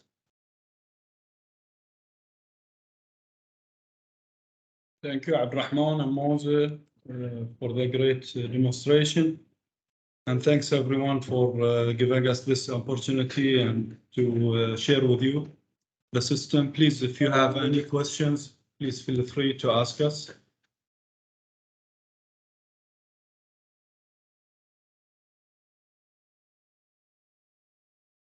If you don't mind, I have just a quick question. Sure. Yeah, first of all, thank you for your good presentation. To be honest, it's very clear. Just my question is, you did everything through the ArcGIS? Yes, if you are talking about the technologies which we use for the mapping features, yes, it's all using the ArcGIS. Okay, and we have, or anybody can have the access for what you show us now, or? It depends. Actually, as we mentioned, you have three systems. The website can be accessed by anyone, the planning website, where you can find all the services, the latest news, the regulations, and even to see the map. If you have, for example, you are searching for a certain parcel, you can go through the website and to check this parcel and see all the regulations. It's open for everyone. You just need to create a username. The same, but if we are talking about the front office and back office, it depends. The front office is available for the engineering offices and for the landlords for some services. The back office is for the government entities and other entities which are involved in the approval of these requests. Okay, just my last question. Where do you save all those information? Is it in local or on the website, in the web, the cloud? It's all in the using the AWS system, AWS service. Yep. Okay. Yeah. Thank you very much. Thank you, Mohammed. No, thank you for your question. Please, if anyone else have any questions. Otherwise, we'll just end up. Yeah, I think, Mr. Abdullah, the presentation was, so clear and it has been made in such a fashion. And I think it is pretty clear to all the participants and they don't have any question, I believe so. And a special, thanks to your team like Ms. Moza and Mr. Abdul Rahman for going through the system and making people know that how it has made the total reduction of time in terms, like you said, around 80% reduction in the total time of the system when it comes to approval. And you have developed the kind of KPIs and the overall monitoring system, which is going to add a lot when it comes to the overall planning system. So congratulations to you, to your team for developing this system that will going to ease the people of the Kingdom of Bahrain. So thank you very much, sir. Thank you very much. Thank you, Rashid. So now this is the end of the today fantastic session. And in the beginning, as Mr. Jack said, that GIS Day is something where we are coming together to communicate, to discuss, and to disseminate information which is related to the geography, which is related to making this world a beautiful place to live ultimately. So on the behalf of Microcenter Group, I want to show our sincere gratitude for your presence to make this program a reality. And I want to touch upon the important aspect of today's program. So Dr. Adil from ISRI, he has shown us that what are the recent disruptive, innovations there in GIS technology. Then Mr. Aduri Srinivas, he told us that how this technology can be used for a smart building permit system. And then Mr. Fati has told us that how the SDG 11 can be measured using the methodologies and processes and to make sure that we are in the line with the SDG number 11 for the sustainable buildings, smart cities and communities. And then finally, we had the presentation from Mr. Abdullah and his team about the planning system. So ultimately, it was a fantastic session and all of us has had, a lot of food of thought. So finally, again, thank you so very much and have a great day ahead. Thanks a lot.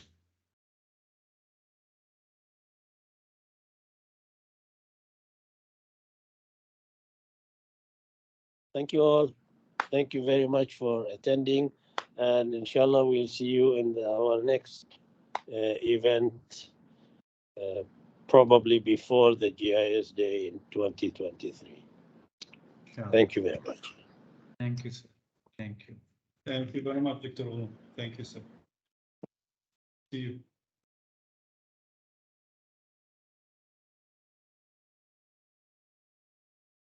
Thank you all.